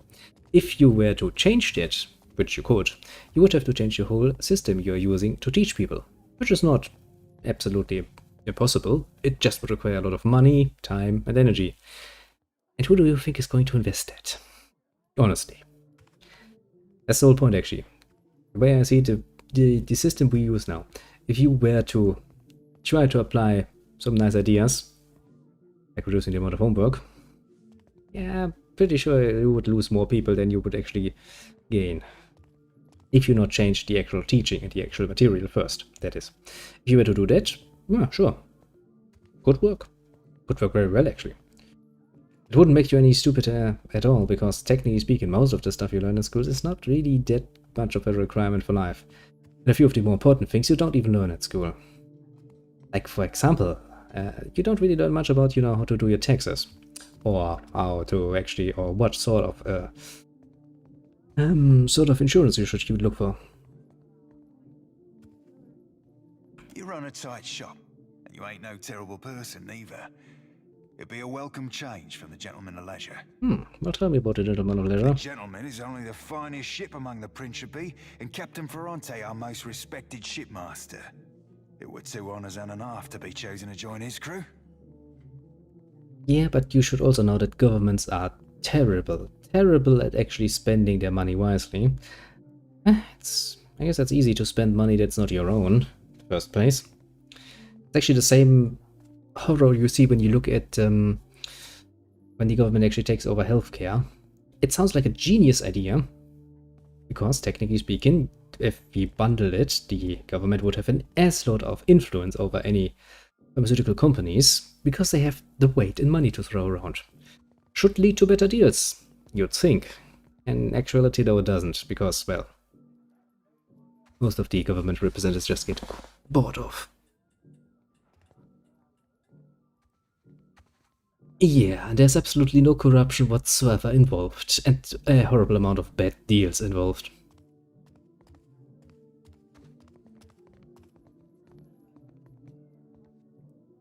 And you take the button there, indeed. Aye, you ain't wrong. Joining the Gentleman meant leaving a sorcerer. leaving the only family I've ever known. Honestly, do you know who is a lot more interested in getting the best potential deal? Technically speaking, and that is actually something, the basic idea the US had for their health system is actually not bad. If you let a company handle it, they will have a natural interest in getting the best deals they can, which would actually make them a lot more interested in keeping the prices low. And you would assume that some of those lower prices would actually end with the end customer. Of course, that was a very, very generous interpretation. It didn't work out at all.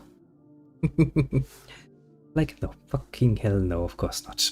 If you give people an opportunity to scrounge up even a bit more money from the end-of-the-line customer, yeah, they will. Oh, they will. I never knew no kin till the sorcerer. They be my salt family. And to me, that'd be better far than blood.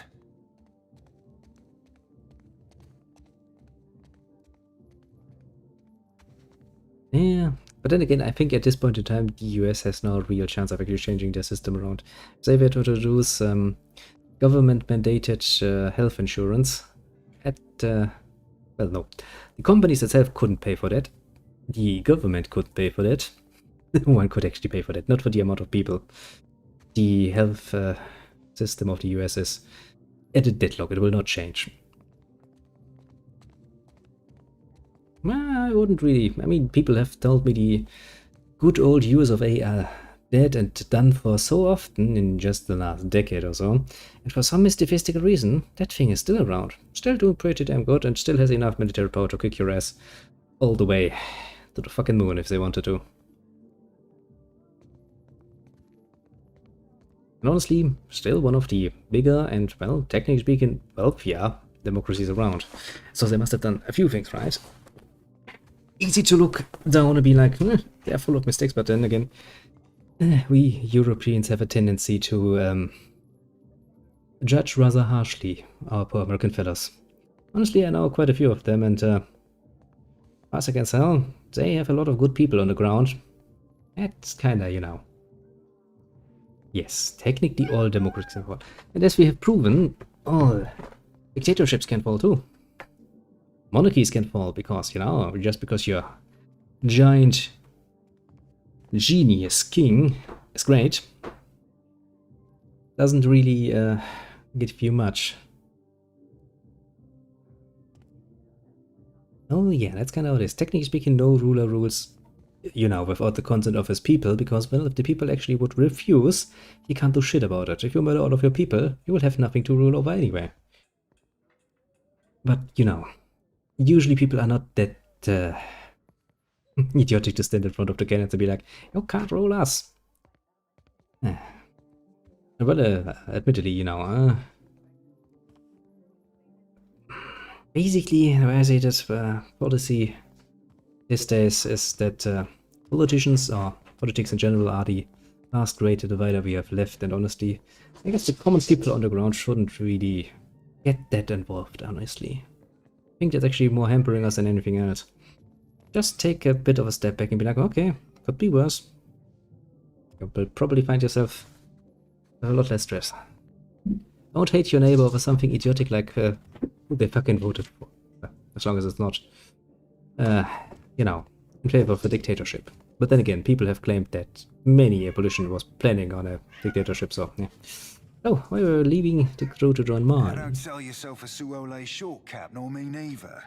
I know an opportunity when I bought it. That's a nice way of saying it. I'd seen what there were to be seen upon the gentlemen, learn what ropes were to be learned. Methinks a watcher after a dead god'll thrust me into a whole new set of eye-openings.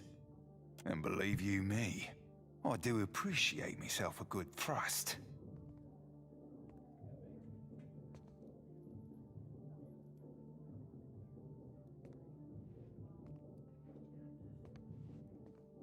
Well, that's actually not a bad joke. I understand where he's coming from.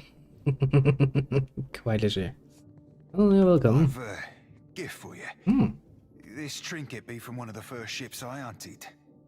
Malnage would have snatched it had I not found the perfect hiding spot. Where did you hide it? I know were I to tell you that, you mightn't want it no more. Just a jest, Cap. Yeah, sure. Nay, I tucked it away in my beard. Didn't wear braids back then. So my hair caught about everything from feathers to fish bones. Interesting. Malnar shook me down for plunder after each raid.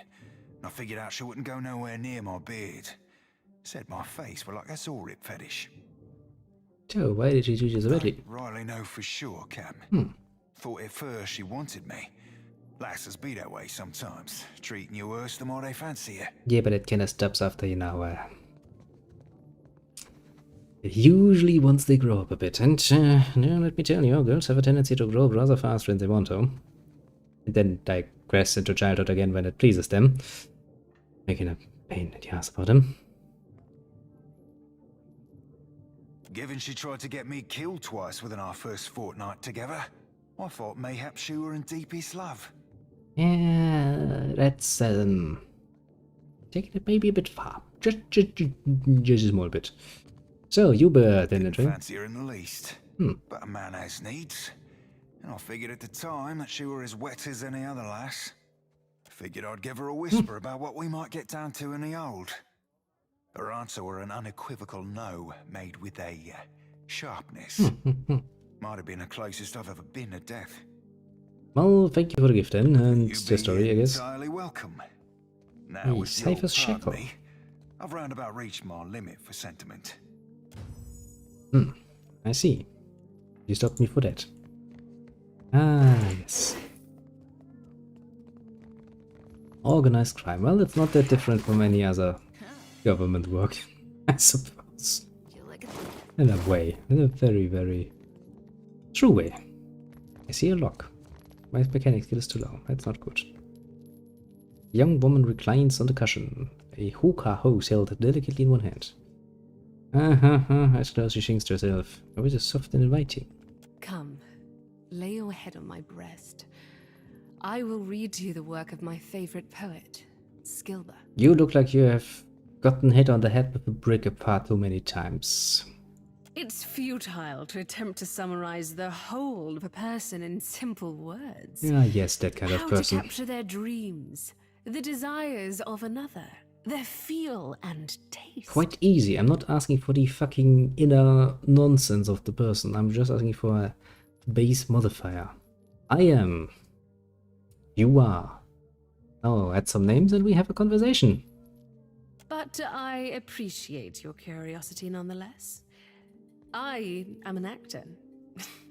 Trained from childhood. Yeah, you don't like Difficult it. for you to believe, I'm sure. Yes, looking at your picture, it is difficult to believe. It looks like you have eyes that are staring in two different directions. My troop were my family, and we traveled the whole of the Adir Empire, performing the classic literatures to cheering audiences. See nothing. The work was good when the crowds were grateful, and their pockets swelled with coin. I found a more dependable application of my talents here. To touch the hearts of others with my voice. She kinda is, isn't she?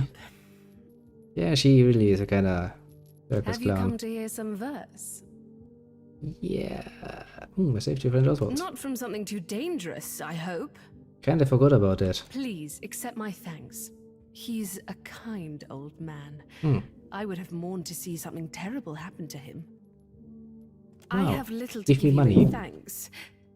Perhaps you'd be amenable to some establishment gossip. I was hoping for some actually money, but well. Constantin, the masseuse, longs to wander the world again. Every time he threatens to leave, Gintel begs him to stay, and every time he promises to remain for just a month more. I wonder what he hopes to find out there.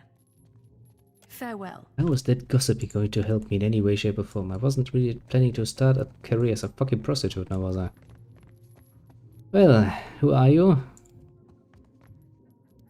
A fire godlike woman polishes a pair of stocks, tending to them with the fondness of a mother for her favorite child.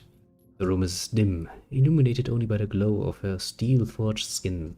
Eyes burn with the light of Margran's fire. When she as you enter, she shoots you a look of utter contempt. I will give you an experience you won't soon forget. Tell me I about must it. assume the question beneath your question is how a fire godlike came to find herself in a place such as this. Well, in the longest way around, yes. That could actually be a case, couldn't it be? Perseverance. At least one of them. Being as I am, I've Not been the forced to Federal find though. it for myself.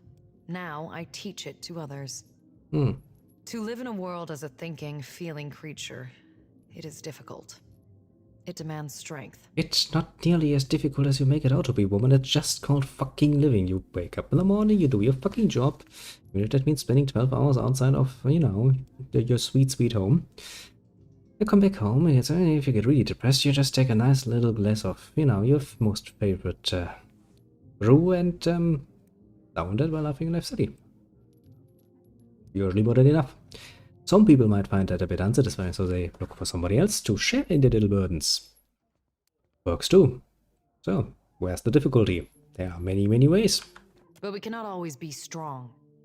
I help those who have lost their strength to find it again. Oh god. You're doing therapy here, are you? I will believe you. No, I did not therapy in my time. That's more than enough. She wraps a chain around her arm and tucks. The ceilings glow red with forged fire when they touch your skin. Yeah, you don't really strike me as very well suited to being a fucking prostitute. If I get my best mate downstairs inside that very much hot thing of yours, I have a feeling that's not going to be pleasant. That's going to burn something off that I would be missing rather soon. Let's not go there. Well, to be fair, my main character in this case has no extension in her loins whatsoever.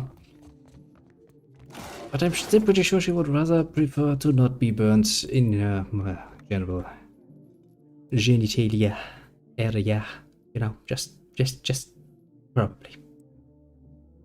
Early drawn man hums a jaunty tune to himself as he fastidiously organizes his collection of scented oils. As you enter the room, he greets you with a smile and a humongous outstretched hand. Grip is strong and sure. Come to seek ablutions for your sins? No. Get it? Ablutions? Absolution? I crack myself up. Gets me every time. I got your joke the first time, that's why I was not impressed. Massage? Bath? Whatever you need. Just ask. Well, how the fuck do you end up here? Oh, you don't want to hear about that. I lived a boring life, so there wouldn't be much to the telling. Well, indulge me anyway. Truth be told, my real passion is pottery. Okay. Trouble is, I got these big hands. Not meant for delicate work. I don't know why that was supposed to be, but to you too. Worked out in the end, of course. Now I specialize in relieving tension in a malware and death godlike. And you have the inside of a bird brain, that's more than enough. You can figure that he seems a bit bored here. I guess I can't hide my feelings as well as I thought I could. It was pretty damn obvious that you weren't fully into it, but The well. stability's good and all, but I haven't seen anything that gets my blood pumping in ages. You know what I mean? Well, yeah, what's life without a bit of excitement? Doing the And same manageable old amount. thing day in, day out. It's enough to make a man leap from the nearest window. Well, you got to come with me, I have a ship and stuff. You know that 700-foot tall statue made of Adra, I'm going after it. No kidding. I like to see something like that for myself. Yeah, only until you get involved with it. Then it's suddenly like, oh shit, I'm dead. Oh shit, the god of the fucking death and rebirth has made me a bitch. Yeah, not so fun then. Yeah, stability suddenly sounds so much nicer. Do you think I could come with you? Just for a bit. I mean, if you're good at massaging things, then I guess, I mean, there's some tension, you know? Hell, you don't have to tell me twice. Easy enough, got a new fellow, which is good actually, because I do remember losing 2 of my crewmates to a bit of a murder. Oh shit, he's an actual companion. It gets even worse. I was just hoping for a sailor, now I got a fucking chanter apparently.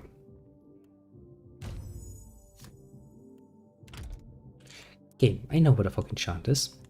You know why I know this game? Because I played the fucking first one. Have we talked to you already, dancing lady? Meet me in my room if you'd like to hear a verse or two.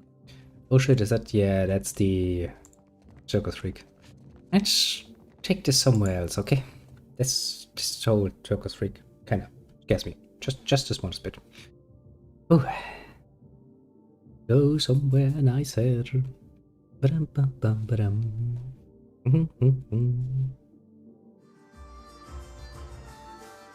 Hello, I was looking for you. I cannot down the rest.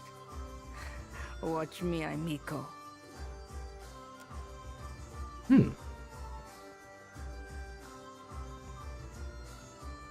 Madico, it is no wonder I thirst.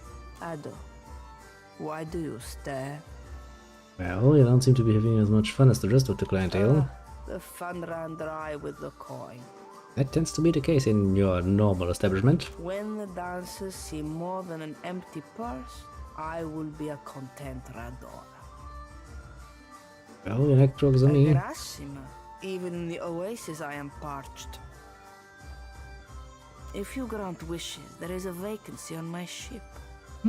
Yet another reminder that not every seaworthy vessel will be crewed up to the standards of the sorcerer.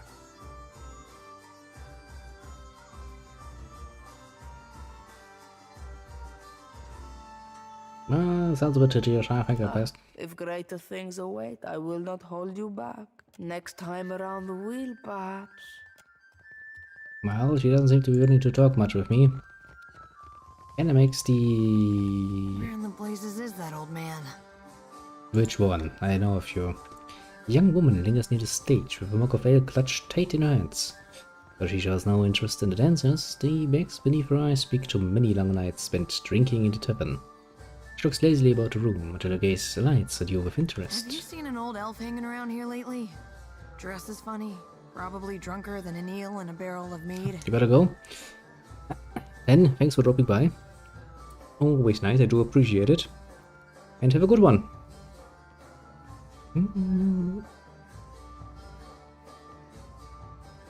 Why do you care? That old goose punter owes me a fair bit of coin. No, thank you very much. I shall do my very best finding out what else nonsense is in the city and ignore the fact that they have a male dancer there. That thing is distracting. Well, let's see what the female can do. I ain't feeling too impressed. So, how much are we talking about? 5,000 coppers, if you'd believe it. That's a nice amount of money. And if you give me my money back, I'll give you a 20% share as thanks. Who owes you The money? golden goat I was pestering you about, Oswald. Like the credulous fool I am, I gave him a loan and he ran off before paying me back. Oh yeah. 20%, I'll be doing the one all the work, eh? Fine, Andra's great sagging tits, fine.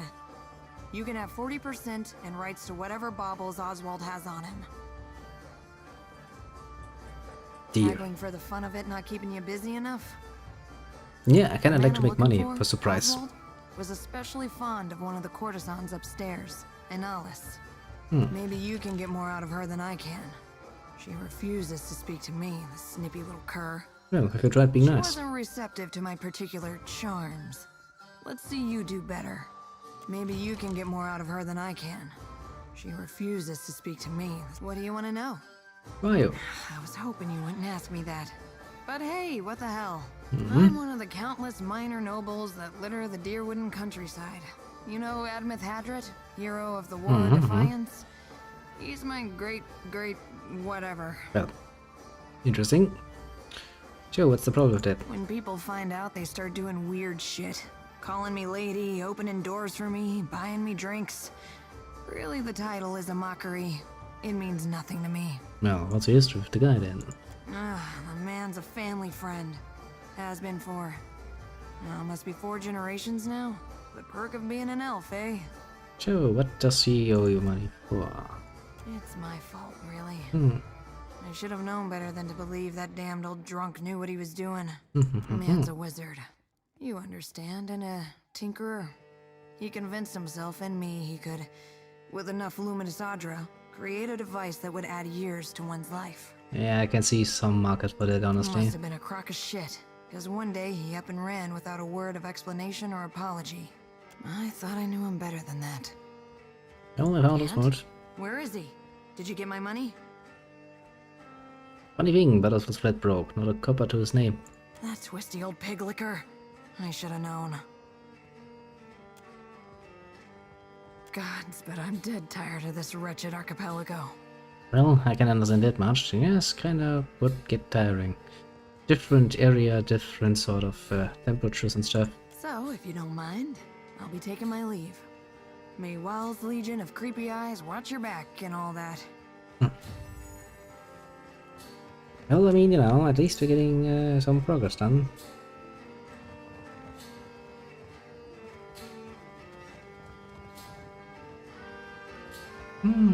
Let's do some stuff. That's always nice. Didn't really think this building was so bloody freaking big, but it is bloody freaking big. Hello, my friend. I knew our paths would cross eventually. Do I know you? Not yet, but I know that we will be fast friends. Oh boy. Tell me, you are the one who sails that fine ship, Huck? Terrorize the docks with spirits, Huck? Well, I am the captain of the find, and I'm at your service, I guess, for the moment. And I am positioned to offer... I have opportunities for... Get to the fucking point. 1,000 times I practiced my speech. Merda. Never did it go this poorly. You were saying? I am supposed to be in the business of giving bounties. Ah. But I know no one who hunts them. No one will unfurl their sail for my humble payments. But I must start from the bottom and work my way to the top, Huck. Well, what bounties do you have available? You will take the job? You will take the job. I mean, I'm just heading around anyway. If I can get some extra money by murdering some things on the side, sure. Agrasima. Something special for my first hunter, then. I will start you on Marion, the mad animancer. She tortures her victims with unspeakable treatments before casting what's left to Berath's will. Well, sounds pleasant. My contact saw her leaving Port Mage and heading west of Mage Island. Well, to be sure, but she joined the Goddess of Death and the Beyond. My first bounty to pay off. An exciting day for us both. Maybe it's not much, but as I make more deals, more pyres will be available, Huck. Well, what bounties do you have available? I finally managed to land the rights to a bounty of value. You may not like it. There is a thirsty drake who roosts near an oasis northeast of Mage Island. An important site for refilling canteens. The local tribes call him Purakeo, after a sea dragon of legend. Even so, they have no love for this water thief. Well, here's a thirsty drake. To think that such a magnificent creature could also be a water-hoarding pest. Dragons are a complicated bunch. Well. Agrasima, my friend.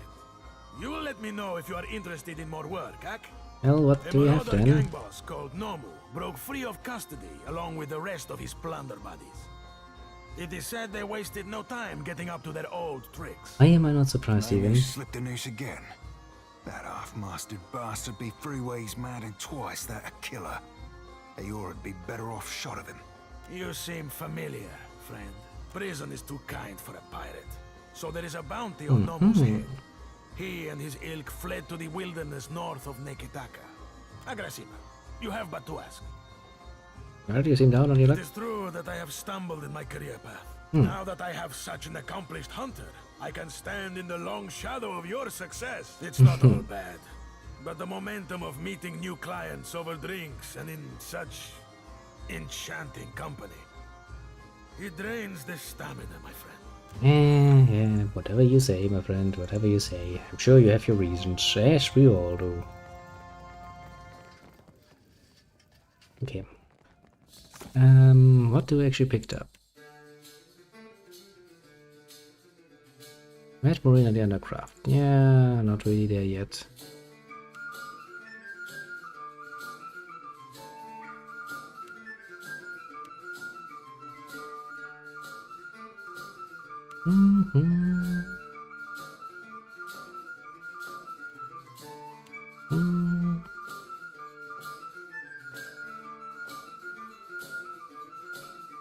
To present souls must count. The thug got the drop on her and he knows on Alice of Green Buff. See if there's a pet wolf. The sleeps by day.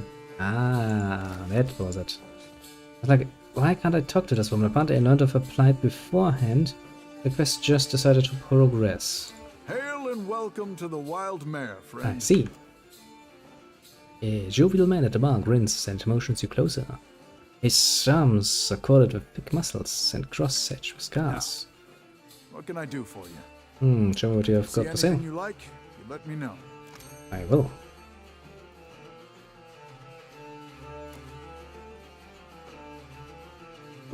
Well, I mean, it's got... we actually get a discount on items. That's kind of neat.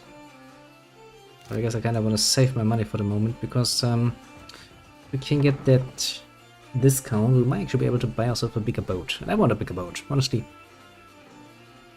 It's the first thing on my mind. And if, you know, available, I'm not talking about just small upgrade. You'd be better off mooning after someone with half a foot between their ears, lass. I'm talking about a real big boat. Dictate what the heart wants, Seraphim. Thought you, of all people, would know that. Well, the art can be a right stupid sometimes. It don't always do listening.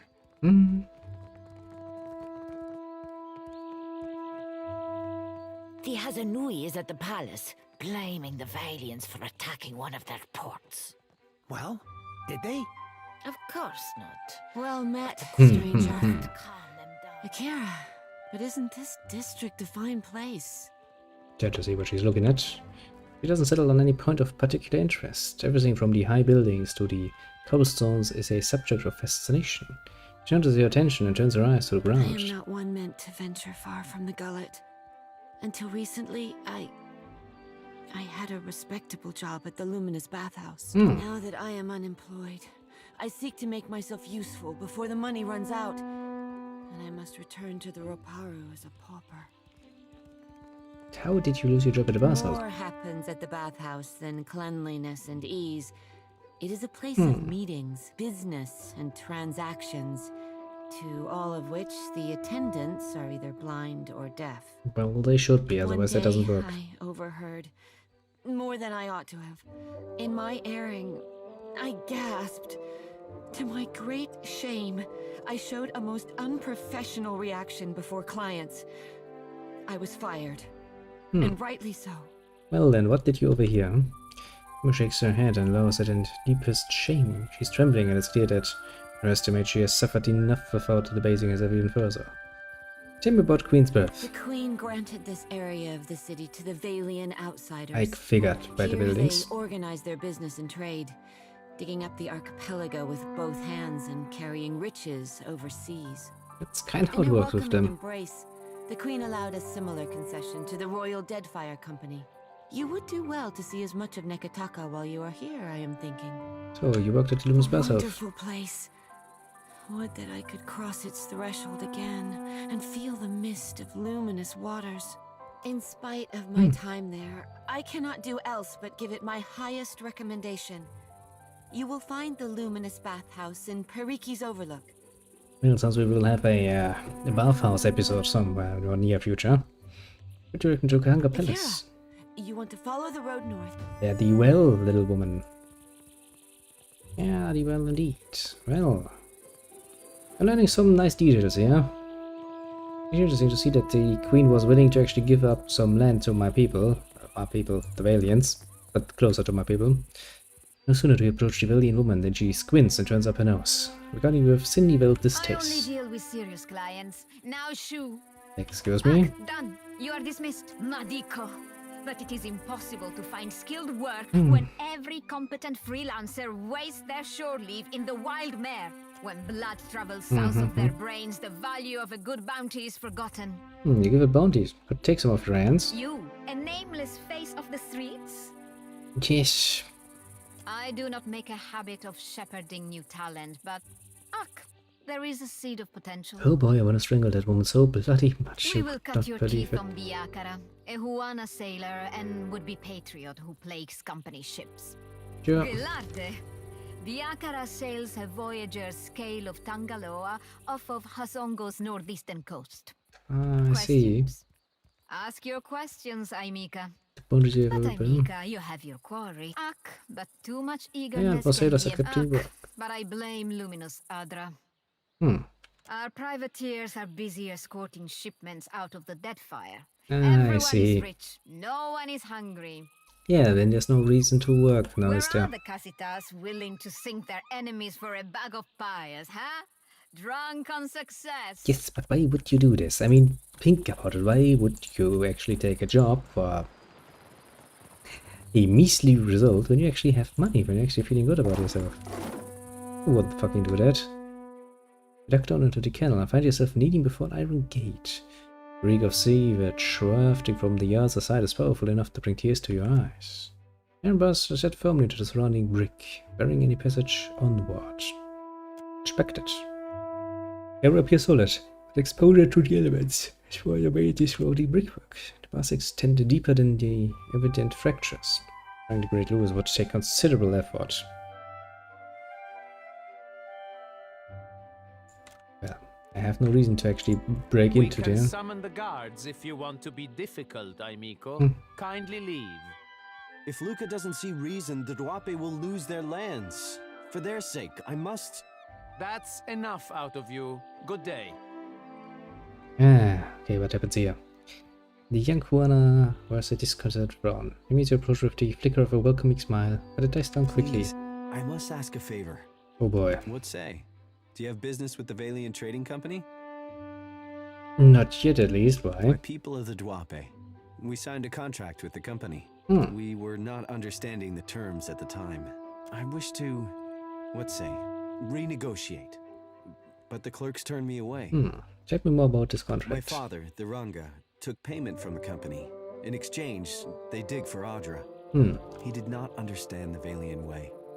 When he dies, the Outlanders will claim our island for themselves. Okay. Father has fallen ill, and the clerk, Luca, stands by the agreement as surely as if it was stamped in his skin. I guess the company didn't like someone challenging their unfair deal. Kira. When the Valiant clerk learned I was from the Duape, he became very anxious. I can understand. I made my appeals to Luca, but my words were as stones dropped down the deepest well. While I am barred from the company office, I can do nothing for my people. Bluff. So why did they kick you out of the office? I showed Luca a new contract, yes? Fairer, more agreeable terms. Hmm. Luca called me a criminal and summoned his guards. What do you mean by a new contract? A man in the gullet offered to assist me. He carried papers, ink, and wax. He helped to write a new contract in the Valian way and to fix the correct seals. Luca, I say he did not like this. He took my contract and forced me into the streets. Yeah, I'm pretty sure we are given a forgery. I do not know this word. I would fix, but Luca will not give me the chance. Negotiating with outsiders has not gone my way. Mind if I take a look at the new contract? Luca has it secured in a chest. Tangaloa's jaws such trouble for parchment, I say. Well, I can look into it, but I make no promises. Kira, my thanks. I will remain here by day until justice is done. Sounds like a pain in the ass, most royally, but okay. I guess we're gonna take a look here.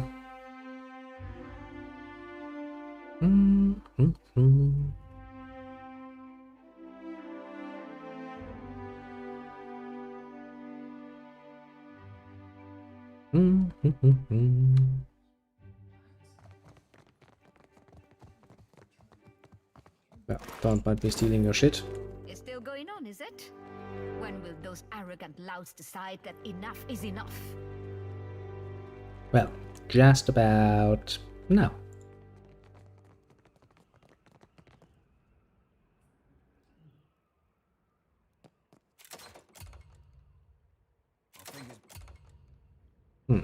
But it can't break that open. Clock busies himself about the room, favoring with a brief glance. He rubs under his eyes and exhales through his nose. If you're here on company business, then I will fit you into my schedule. Examine him. Luke's shirt is spotted with a number of faded purple stains that he recognizes as droplets of wine. Someone has tried, unsuccessfully, to wash them out. Noting interest, Luke tucks his jacket closed. The service at the tavern are clumsy. Most clumsy indeed. He is round and faints at his neck. What is this place? Stumbling from the street, I see. This is the heart of the Valiant Trading Company. You would know that if you had a reason to be here. From her office, Governor Alvari carries out the will of the Songretta Mea Compressa. We clerks are the fingers of their long reach. Well, I spoke with Tevin outside. You have claim on a striped land. A lawful claim, I might add. no matter what the native says to the contrary. He showed up with a forged contract, as if I wouldn't know the difference between our paperwork and theirs. Tawenu is lucky I only seized the forgery. The Gallet is too good for his kind. There must be some agreed way to sort out this problem. Your villager friend would do well not to stand between the company and our prize. Yeah, but you're not really making a good first impression here on the people. The company is allowed to solve problems as we see fit. And right now, Tawenu is a problem. Besides, lying is second nature to the Ranga heir and his ignorant cliente. What is the purpose behind such a contract? Simple enough. We take on the burden of caring for the tribe in exchange for luminous Adra rights. Tawenu is myopic if he thinks his tribe can thrive under a Ranga in this climate. You mentioned you were anxious about talking with him. Why? The crown has been known to grimace at our client tribe privileges. We do not allow local trouble to stymie us so that Rawatai can steal an advantage. You're ashamed of this practice, I know, but admit it. The company has every reason to congratulate itself. Now move along. I have larger matters to resolve than the fate of one insignificant island. But if it's so insignificant... This room stifles already. This again? Pre-complan, can it? I can almost just sit on the office room and tell passers-by how the company conducts itself. I see. The company would appreciate it if you kept our affairs as discreet as possible. Now move along. I have large... This room stifles already. This again? Pre-complan, can it? How much would it cost for you to lose your contract? You're talking about the dual homeland, this is right? This is the homeland they signed away for money. I can almost guarantee the company will put it to more dignified use. Keep negotiating this and you drive to Guana to the arms of the Royal Deadfire Company. This is... true enough. Yes. But breaking a contract for diplomacy's sake is simply not done. The company loses nothing by letting go of an island they never had. I would be remiss to uphold one contract to the detriment of our operation. See? Go on then. Some of us have more important... Jesus Christ, he was a hard-boiled egg, wasn't he? Was really willing to see reason, but I guess we found a compromise. In a way. Let's just be happy that and... Okay. Supposing we could blow it up. Easy breezy, wet and sleazy. Corsi, you have business here? I'd like to speak with the governor. You're in luck. The governor is between meetings. Go on in. Very nice of you to just open the door to some stranger coming from the streets.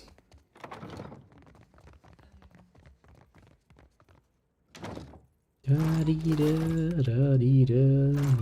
cares if you steal some shit. As long as they don't see it, that is. Okay, I'm assuming talking to the governor is part of our main goal. I'm assuming, so let's not do that. Instead, go over here. See if you can't find anything in the bathroom.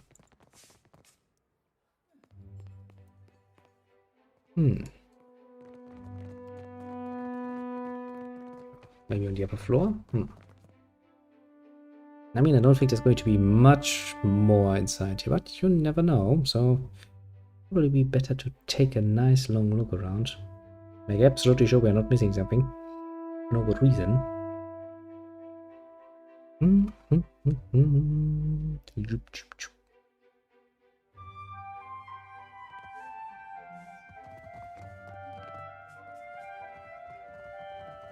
Okay, this leads outside. I'm assuming on some balcony or something.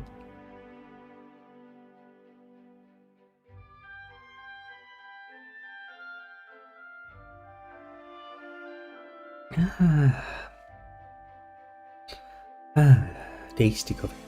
Much to see in the light. Leave it to me.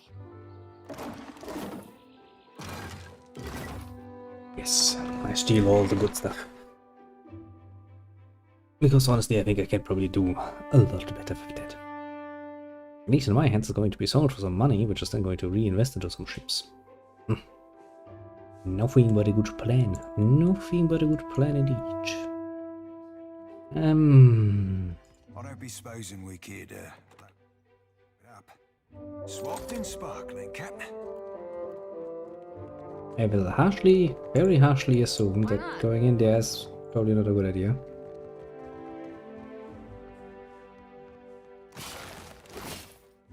I don't be supposing we could, blow it up. Swapped in sparkling, Captain. Just a moment. Yes, yes. There we are. So, did Alvari send you? I'm putting together the numbers. You will have to be patient. Well, you're no clerk. No, I'm not. Sientere, Watcher. I was preoccupied. Do not take it personally. They put me in this side office for a reason. Oleska Sarasso, advisor. Did you get turned around? I have little to do with people, to be honest. Numbers mostly. What can I do for you today, Watcher? How fast the company? I will not lie. Our fortunes dwindle. I must ask the director for some clarity on these figures. I cannot imagine why they are so low. I only handle the numbers, madam. If you are looking for work, you should speak with Governor Alvari. Her office is downstairs, towards the back. Okay. I want more information though. Ado, Watcher. Governor Clario had many kind things to say about you. What can I do for you today, Watcher? What do you do? Plainly, I am an advisor to the director. I keep the books in order and offer advice on the operations of the fleet. Profits, losses, all here.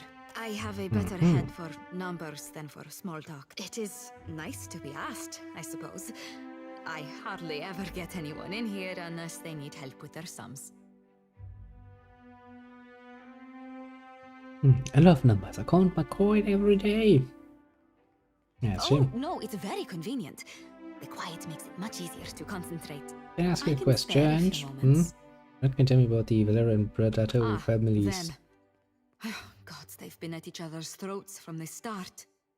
And ask if anyone cares one speck why it started. We should have left these feuds back in the republics. Well, you should have is a nice way of saying that you will not. The Bardatos are some of our most valued investors. The Valera family makes its business in pirate hunting, and they have an open contract to keep the waters around Neketaka clear. But they spend more time plotting against one another. A waste. Well, could you tell me a little about the company itself? It is funded and so controlled by the Songretta Mea Compresa. I can tell you that much. A council of 11 investors. Ooh, sounds like a pain in the ass. Nobles, not all from the Republic's mind, but all very important people. So who runs the company? While the Songretta is away, Cantaniro is the company's highest authority on the island, but he mainly concerns himself with diplomatic affairs. For the usual business, you want the director. See, so Songretta is a way of saying council. But I have royal pain in the ass that languages. Yeah, just out of curiosity, let's try and make a save here. Immediate murder in their eyes. We're dead. Okay, could I technically beat them?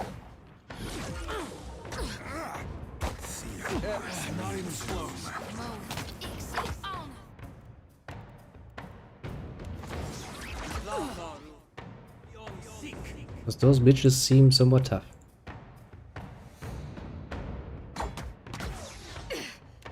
Jesus Christ.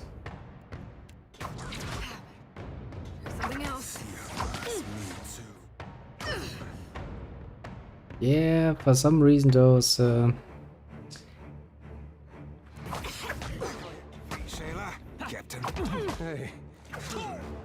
yeah, I can see how the wind is blowing here. I mean, it was a nice try, but I see that we are not welcome there.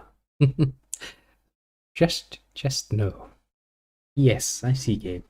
You made it very clear to me. Well, even if I could kill them, I probably wouldn't do it right now. Just kind of wanted to see where we're standing, strength-wise. Made that pretty clear. I'll give him that much. Not in a good way.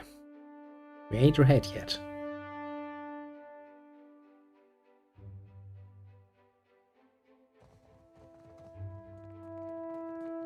Sure.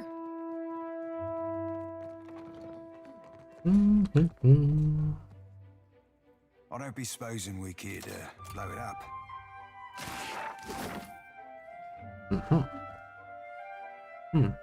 Standing next to an desk and lost in thought, Governor Alvari looks up at your approach. An expression of intent focus towards instantly. She gives you with a startlingly sunny smile. An interesting surprise.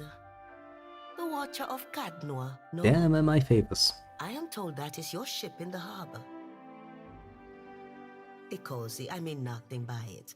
All newcomers are of great interest here. I am Nueva Alvari, Governor in Residence of the Valiant Trading Company here in Nekataka. What brings you to my door?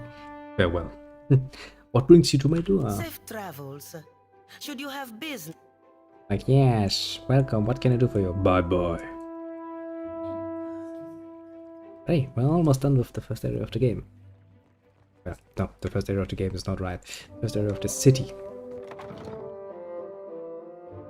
I think last on the line is going up there and talking to that boy about that struggle thing that's going on. 22 families. Swear to God, if this is going to develop in some fucking Romeo and Juliet, because whenever you have two opposing families, they always go for the Romeo and Juliet approach. If I find out he's enough of that, what of the girls of the fuck dance. Which one am I thinking of now? You be thinking of the Watcher. That's 10 in a row. That's some talent you got. Aye, the talent of noticing who you be glancing at before you ask me who you be thinking of. I mean, now that has talent in of itself.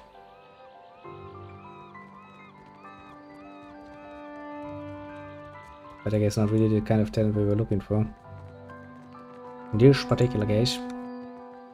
In the market for decent footwear? You won't find any cat leather around in my shop. Some of us hold ourselves to a higher standard. Of course. Come take. I mean, sure, I'm gonna take a look, but I have not really anything to offer here. Oh, look at the dude boy. Okay, let's make a save and see if we can get the truth out of him. This young man appears either to be composing or practicing a tune on his lute. Submits drum, looking up at you with a friendly expression. Apologies, lady, if I intrude upon your peace. Inspiration eludes me still. If you are after some scenery, I suggest the far end of the bridge. It smells better when the wind blows in from the sea, of course.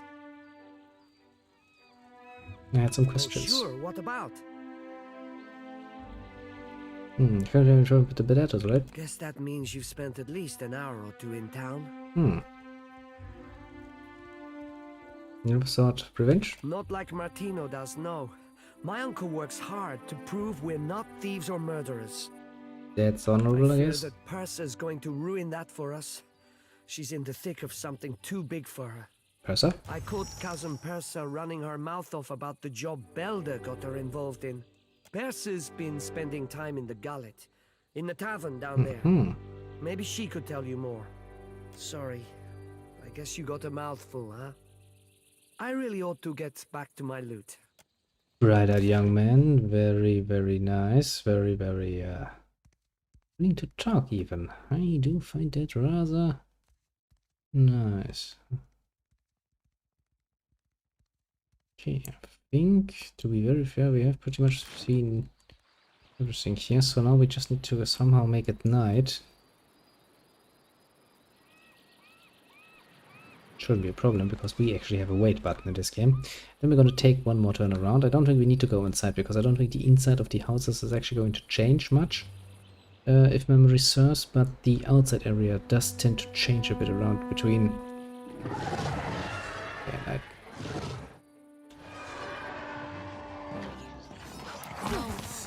I mean, if you want to fight, we can fight.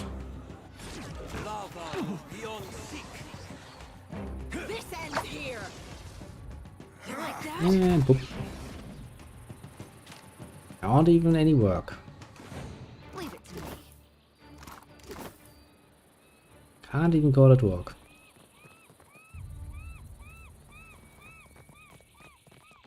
Okay, so...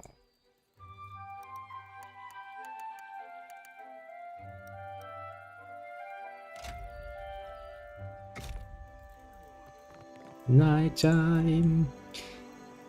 And this is going to be a back circle around, and then we'll see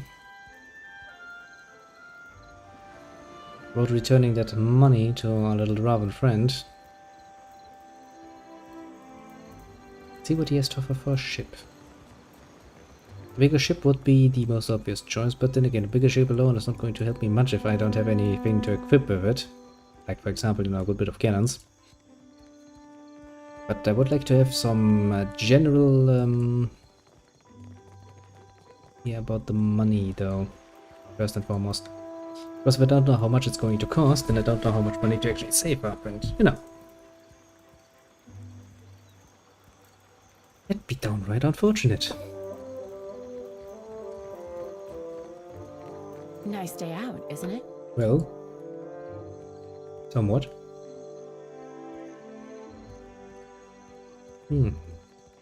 Yeah. Okay, so nothing seems to have changed.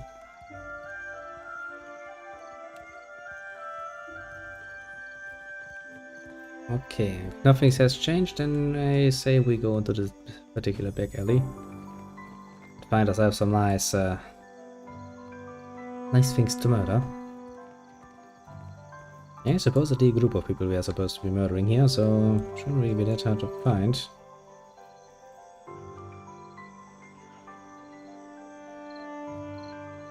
Maybe not a bad idea to make a nice little quick save.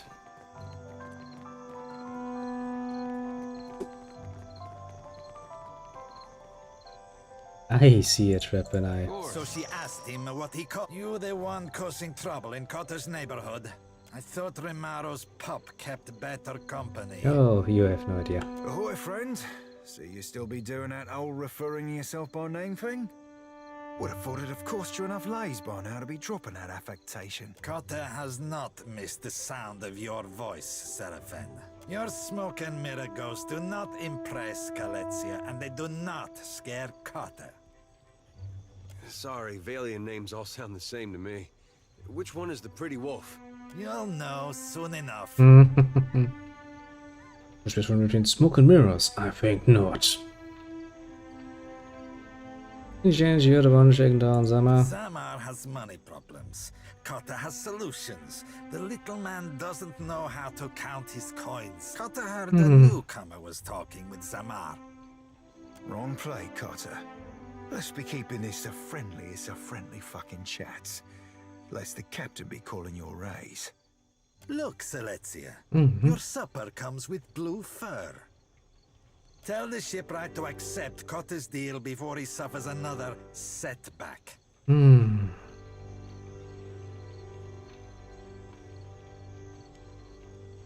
Intimidate. Doing business again. I'll see your wolf in the pelt boots, amico. Not Selezia. There's better ways to scare him than threatening innocence. Cosi, and whose side are you on? Your Casita or the wolf? No one threatens Cotter, you overstuffed boil.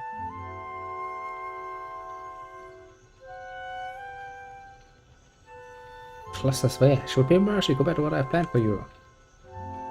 This one's not worth it. Cotter is done with you. Okay, we managed to get out of that without a fight. If that is good or bad is still to be seen, I suppose. Okay, let's make fast mode so we actually get there in time.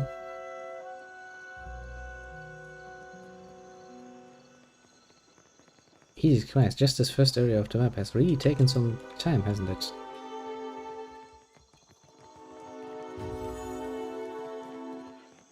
Ahoy there. Any news worth telling? Well, I convinced Cotter to leave you alone. Best news I've heard since I arrived on this rock. What of Captain Redora? Has she sobered up yet? Or do we need to shake her by her ankles? But I can only tell a lie. She said that I should help myself to a commission. Did she now? Matters being what they are, Redora's commission is yours, if you can afford it. Well, how much? That'll be the Iron Thunderer. A cannon well deserved of her name. Maybe she doesn't stand up to Rawatai standards, but she's got heart. For 1,000 pyres, she'll crack a hull, scour a sail, or splinter a deck like an imp with something to prove. This is my right happy you. 1,000 is plenty less than I offered the seasoned captain. My hands are tied. Sorry. Well, I'm here if... come take a look. I will. Okay, we can get the voyage. Don't buy that. Can I reorder this, please?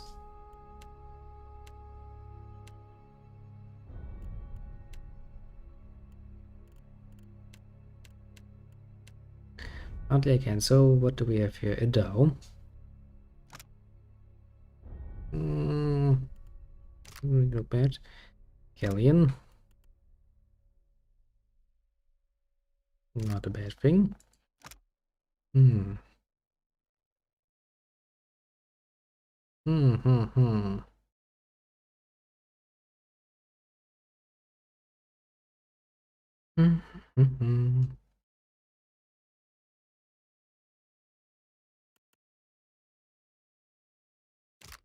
I think Galleon would not be a bad goal at all to have. Well, but we can't afford any of that anyway at the moment. To be very fair.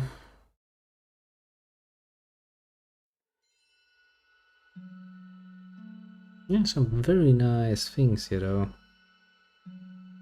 More combat speed, travel speed.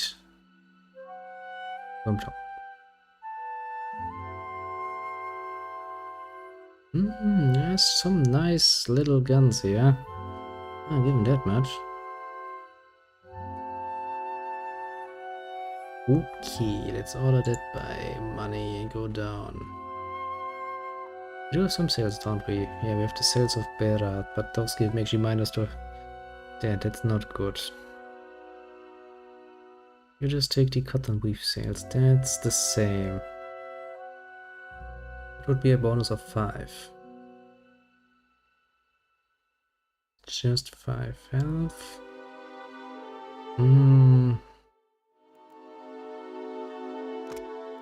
Upgrades the wings of the captain to be more luxurious. Well, that's nice.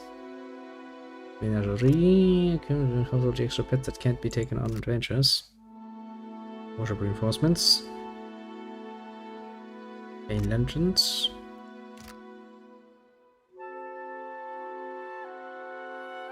Jesus Christ, that gets pricey fucking fast, doesn't it?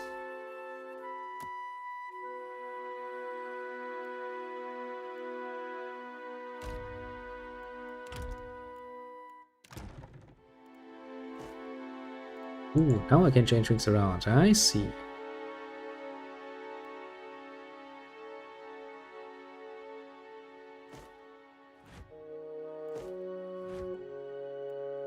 I see.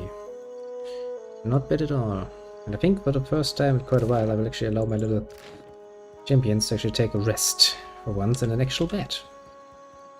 Seems like a most pleasant thing to do, honestly.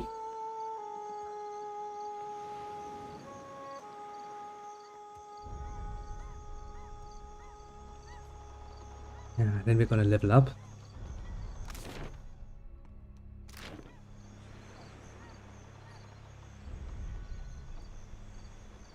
Yes, that's a good plan, isn't it? Well, at least it is a plan. Not the best plan in the world, but it is a plan.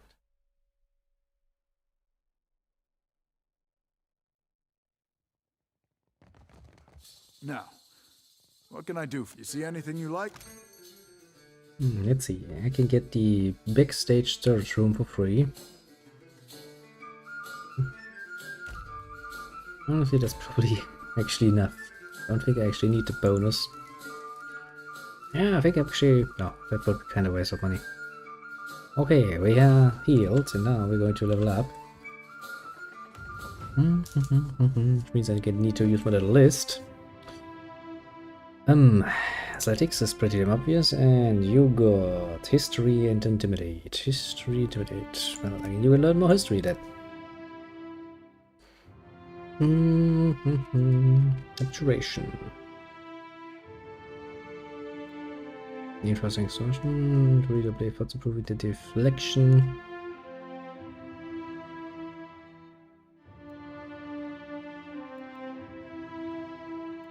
Yeah, I don't think I've actually tried this out yet.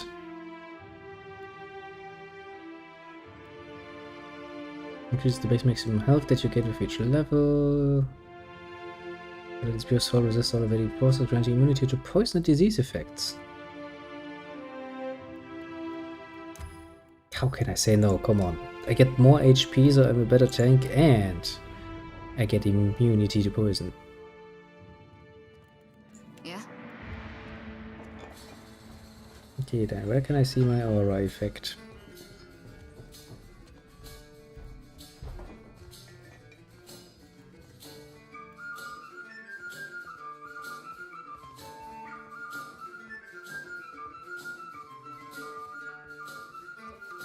Okay, so I actually have to...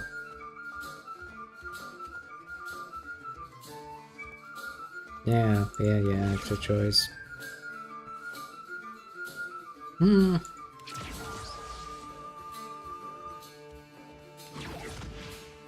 Okay, I see. That is something I wanted to know. Closest pretty damn obviously, and streetwise and survival. Just up your ally. Now you will also learn the tough one, of course. Use a greatest deflection defense. Armed grenades. Fighters perfectly capable while wearing even bulky restricted suit of armor. Wait. While lowering the recovery penalty from armor significantly.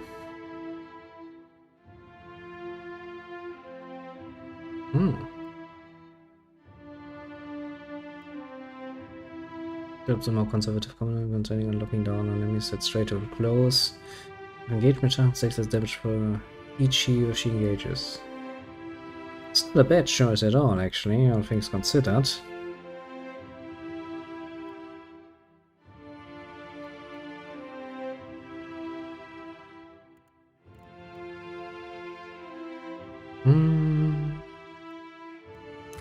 Yeah, I think I'm gonna go around with passive for once. Not really a bad choice, if you ask me.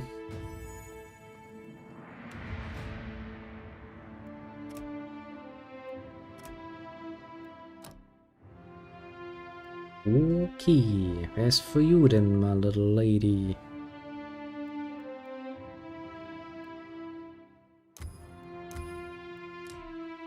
And I set up a round of shifts and I shall do so, of course. Yes.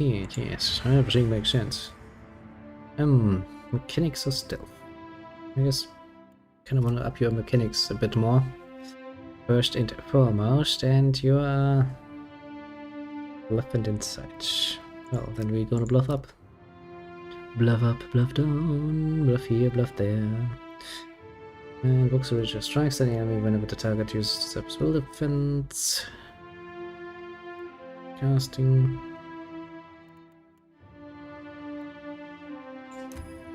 Okay, let's give him more focus, because that means he can immediately start doing some horrible things. And I do like the sound of that, very much so. Because building up focus as a cipher can be a bit of a bitch to do in actuality. And your only goal is actually metaphysics, right? Yes. Okay.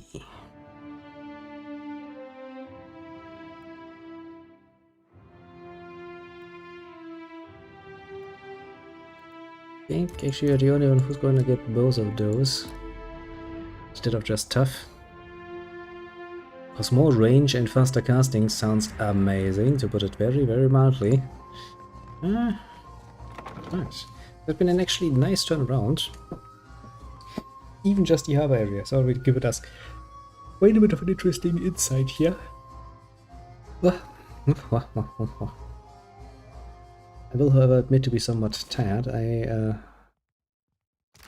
must kind of admit that doing the last 2 days very much in a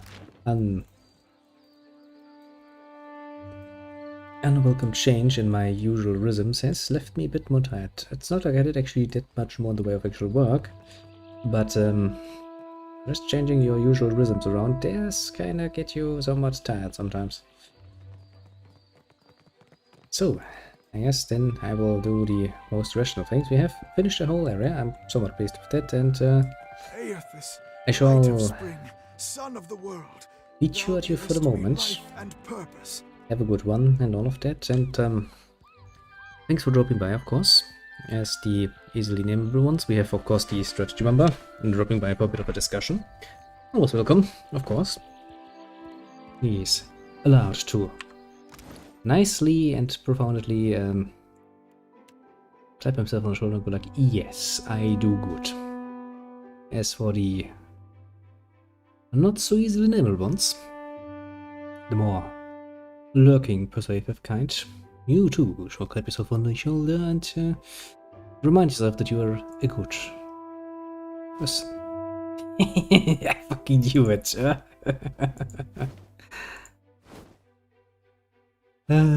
This outfit though. I will keep those two outfits in your inventory. Yes, please. That's great. So yeah, everything else. Well, I'm kind of tired and I will actually try to get some extra Z's for the moment. Tomorrow, as in, well, Saturday, I only actually have a half day, so we should have some extra time for playing. And I am thinking about making a double stream day again. So I don't want to promise this. It could very well be that I'm actually going to feel more fatigued than is well and truly good, so you know, taking a bit of more of a rest. If not, you'll see me around midday and around evening. But I'll leave that to, well, whatever state I find myself in tomorrow, basically.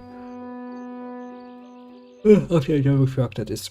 There are some minor things I have to attend to afterwards, but to those who labor in the shadow, that should not really be a problem, honestly. Shouldn't take longer than absolutely necessary. Sure, if it was changing around, he's just sitting there. Come on, do your little pipe thing. I know you want to. Anything else?